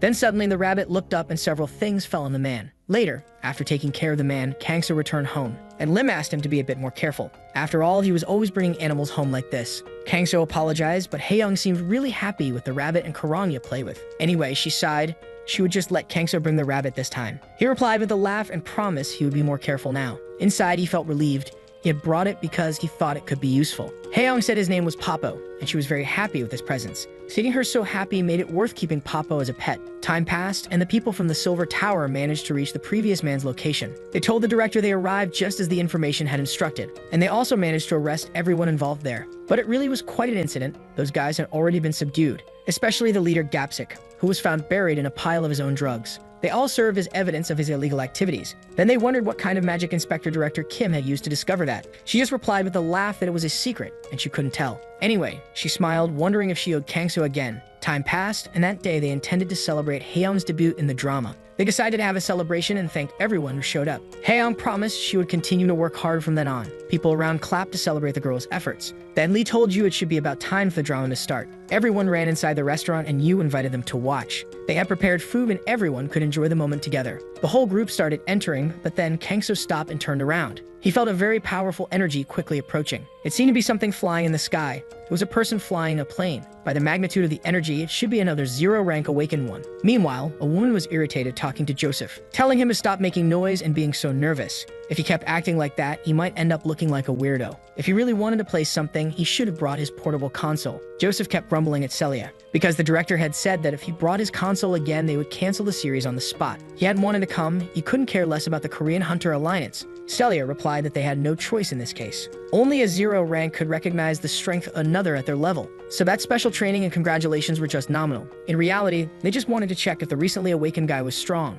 Joseph asked what they would do if he really was a powerful awakened one. Celia replied they should just take the opportunity to court him if that happened. In truth, she didn't think it would be a problem. After all, he needed a partner to share the workload. Joseph agreed. It would be very good, but he still didn't think he would be convinced easily. The assistant said he wouldn't have a choice. Even a 0 rank was still human. Joseph remembered that messing with his 0 rank awakened was as dangerous as a nuclear bomb. It was no different from provoking one of them, and they had been warned about that. Celia replied that she knew, after all, she wasn't an amateur or anything like that. She shouldn't even worry about it. They could just relax for now. He agreed, even if he wasn't really paying that much attention. Suddenly, Joseph stopped and said he could sense magical beasts. They were Kurao, 4 of them approaching the plane they were on. Soon, several men gathered in front of Joseph. The person in charge of security, Lieutenant Ronald, introduced himself. Ronald reported that the 4 beasts were quickly approaching the plane. They would do their best to fight them, so they could fasten their seatbelts. But Joseph replied that it was all right. He himself was getting bored anyway. Then he used his powers to create a barrier around the plane. At that moment, the beasts slammed into it and complained that they couldn't get through. Joseph immediately held the beast that hit the barrier with his powers.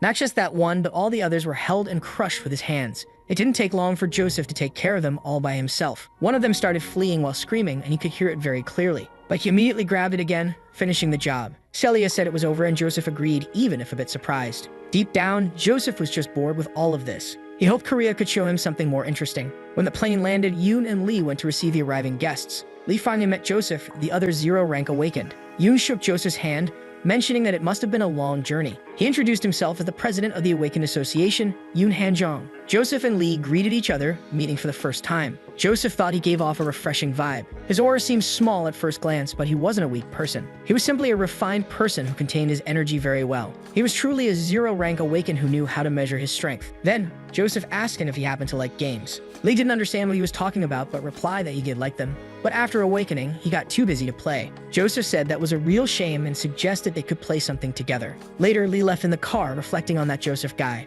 At first glance, he emitted an aura worthy of a 0 rank person. Without a doubt, he was a formidable power player that had to be acknowledged. But he still wondered what that explosion of energy he had felt earlier was. Maybe it was malice, but it must have been something different. Something pure, perhaps something unlike what he expected. But suddenly, he had suggested a game and Lee didn't even know what that was about. Lee wondered if it was some kind of modern American joke or something. Then he stopped and the driver got worried about his frightening aura. That was because Lee was wondering if that so-called game was actually his way of challenging him to a fight. He told the driver it was nothing serious, but asked him to stop the car. The man was confused. After all, they were almost in his house. Lee replied that he needed to make a quick stop before that. In fact, he wanted to talk to Kangso about all of this. Meanwhile, the protagonist was playing house with Haeyoung. Kangso was doing a terrible job as the wife and Haeyeon was getting annoyed. He was supposed to act like the lady and was failing miserably at those things. Haeyeon once again tried to act as the husband in the game, and Kangso laughed, suggesting that she should be the wife and play that role instead. Besides that, he asked about the makeup they had and if it was hers. She replied that they were things she borrowed from her mother to play, all because she was out of her crayons to play with and wanted to substitute them. Kangso was a bit shocked because she had been painting her face with crayons until now. He began to say that wasn't a good idea, and suddenly heard his name being called. When he turned around, he found Lee had shown up to talk. Lee was holding back laughter as soon as he saw Kangso's fully made-up face. But more important than that, he had something urgent to say. He had met a zero-rank awakened like them who came from America. It seemed he had been challenged to a duel, and Kangso realized it was an important matter. He asked Haeyeon to go inside his shop for a bit, and she agreed. Once they were alone, the protagonist asked about that awakened person. That person could be hiding behind the post right now. Lee didn't know what he was talking about and turned around immediately. Both of them noticed that Joseph was really there, and he smiled upon being seen. Joseph said he used an artifact to completely erase his presence, but even so, he was somehow noticed. It was truly impressive. Lee asked if he had been followed all this time. He should consider filing a formal complaint about such rudeness. Joseph apologized. After all, he didn't mean to offend him with something like that. Actually, he was curious about Kangso. That person suddenly appeared and even managed to find him. He wanted to know what had happened. If he was a friend of Lee's, he must be important. But when he looked more closely, Kangso just looked like a madman, honestly, especially with all that weird makeup. Right away, Lee could tell that Joseph was just judging based on appearance. He started getting irritated and interrupted Joseph immediately. He accepted the game or match, whatever it was, right then to settle it once and for all. He couldn't wait for them to have a match right now and end this. Kangso told Lee that picking unnecessary fights wasn't a good idea, but Lee didn't want to hear that from him. He couldn't let such a rude individual slide. Even so, Kangso didn't see anything wrong in Joseph just by looking. Anyway, it wasn't the protagonist's business, and he didn't intend to waste his time. If they were going to duel, it might be better to do it in the land of death. The two stared at each other, but agreed to make it happen. Sometime later, they gathered in the land of death to fight. Joseph said that certainly they wouldn't bother civilians there because of it. That's why Lee had suggested that place to begin with. But there was one thing he actually wanted to ask first, and he asked why he had been called out specifically to fight. There were many other powerful people in the city and around the world as well. Joseph replied that it might seem weird, but for some reason, he liked games. All because of their honesty. Game characters could play constantly, but people like him, who were strong from the start, had trouble with that, especially when talking about growth. But even so, Lee was different. Lee had clearly been able to change and grow, and not only that, he could not only control his incomplete powers, but they also ended up becoming especially powerful. There was no one as strong as Lee in South Korea, to be honest. There was something in him that made him grow like that. Some important factor. Lee realized that Joseph's curiosity was manifesting as his power emanating. Even so, he couldn't reveal the truth about Kangso just yet. As he stayed silent, Joseph realized he didn't intend to answer or say anything useful. So he used his power to lift a huge chunk of land into the air. Even better, once he defeated Lee, he would uncover his secret. He launched the attack toward Lee, ready to begin the duel. Lee simply split the massive stone with his sword without difficulty, then charged at his opponent, who defended himself with a barrier immediately. Lee was surprised by the great power and strength of his shield. Joseph hoped that being able to block his attack wasn't the limit of his power, so he used his powers to grab Lee, which impressed him. It was truly incredible. He had never felt such pressure in someone's powers before. He would end up being crushed if things continued like that. It didn't take long for Lee to forcefully break his power. Joseph was shocked because Lee broke his telekinesis with just a shout. But above all, what impressed him was that his attacks actually reached him. It was truly brilliant, a real surprise in his opinion. To be pushed back just by the shock of his attacks at that point, Joseph was definitely right about Lee and his powers. Meanwhile, Kangso was on the streets with his phone, but couldn't get a signal. It seemed that Lee was still fighting all this time. He had told him to be back before dinner, especially because of the menu, which was cold noodles, a special dish for the hot season. Kangso hadn't eaten yet, but you had cooked, so he knew it would be good. He had never realized how gourmet food could be that good. He needed to hurry and bring him back, but then Kangso felt something catch his attention. People started running when the attacks hit the barrier. Something was trying to attack, and everyone got worried that it could be a monster. Those idiots were doing dangerous things, and that irritated Kangso. To think they had gone that far made him decide to go after them and see what was going on. Meanwhile, Joseph and Lee were recovering from the whole fight. Neither of them had fallen while running toward each other. Joseph was amazed because he was getting even faster than before. His shield still worked while Lee tried to attack him. He seemed infinite and never stopped functioning when seen that way. Kangso had been watching the two fighting for quite a while. They were caught up in the fight, more than even paying attention to their surroundings. It seemed like knocking both of them out would be the easiest way to handle things. Suddenly, Lee ended up falling, surprising Joseph. He didn't understand what happened, but Kangso also appeared behind him. When he turned around, he barely realized what had happened before passing out. When he woke up, Joseph was in his bed, somewhat shocked. Celia asked if he had finally recovered, but the awakened was still a bit tense. He asked what had happened and why he was in the dormitory. But that was exactly what Celia wanted to know. What happened? He was found collapsed in front of his door, covered in blood all of a sudden. He didn't even know what exactly he had done to end up in that state. Actually, Joseph said he ended up in a fight with Lee, shocking her because fighting him made him push his powers as far as before. He replied it wasn't that much. They fought for a long time. But he didn't know who the winner was. After all, it wasn't very clear. Suddenly, Joseph sat up and Celia got worried as he needed to rest. He apologized but said he had to leave right away and would explain when he got back. Celia just saw him leave, not knowing where he was going this time. For a moment, he felt the power unlike the usual. Then immediately he could tell it was deeply powerful. He wondered if it had shown up during the fight with such power. When Joseph stopped to check his surroundings, he was surprised. Suddenly, Lee also appeared at the location where they had dueled before. But more important than that, Joseph wanted to know what was in front of them. That drew aside from Lee as they were staring at the place where they had fought. It was completely destroyed, which left the two of them somewhat shocked. If they fought again, they'd definitely end up in serious trouble. Joseph asked why that ended up happening. He wanted to know who gave him a lecture to say that. Lee replied that they had made Kang so angry. Immediately, Lee covered his own mouth when he realized he said what he shouldn't have. But Joseph had already noticed that Kangso was the guy from the restaurant before. That crazy guy, but Lee got furious because he was calling him that. Meanwhile, Kangso sneezed as they started talking about him. Time passed and Lee was getting more and more annoyed with Joseph. First because he spoke ill of his master and now because he was being followed. The Awakened said he knew Lee intended to meet with Kangso. In that case, he wanted to talk with him while they went together. He felt he owed him a lot after the things he'd done. Seeing the traces that the battle had left, it was clear they involved the city in the middle of the fight. They were probably caught in the moment and didn't even realize what they were doing. If they hadn't been stopped at that moment, they could have caused more damage. Who knows? Their attacks might have passed through the barrier and hurt civilians. That was something Joseph could never be grateful enough for, that they were stopped in time. That was why he knew Lee should also go see Kangso. Lee gave a subtle smile before remembering that Joseph had spoken ill of his master earlier, and Joseph offered a laugh because he hadn't known his true identity before that. Anyway, they ended up hearing voices talking about the two of them. People praised them because they were two handsome men. The women commented that they must be from another country, but they were all attractive enough to seem like they came out of a fashion magazine. Soon they started recognizing the two because they had seen them on television. The first was the zero-rank Awakened and the strongest in the country, Li Xin. The other was the zero-rank Awakened from America, Joseph. It didn't take long before they were surrounded by several women happy to talk to them. They noticed they looked familiar and wanted to talk because they were all fans. The two ended up being crowded by people asking for photos and autographs. They both ended up in a complicated situation and hadn't expected it. Joseph asked for permission, then used his powers on Lee, who was surprised. Not just on him, but on himself too, and both flew away from the crowd. Even so, everyone was impressed to see their powers live. Joseph said that should clear the debt he owed, to which Lee just grumbled. Just to be clear, everything about Kangso should be a public secret. The other Awakened assured that there was no need to worry. Later, the two showed up at the restaurant and Lee bowed deeply to Kangso. He apologized sincerely. He would never again enter such an intense fight like that. And he also thanked him for stopping the two just in time before something worse happened. The protagonist replied that there was no need to thank him. He just did what had to be done. After all, they were friends. Lee got all emotional,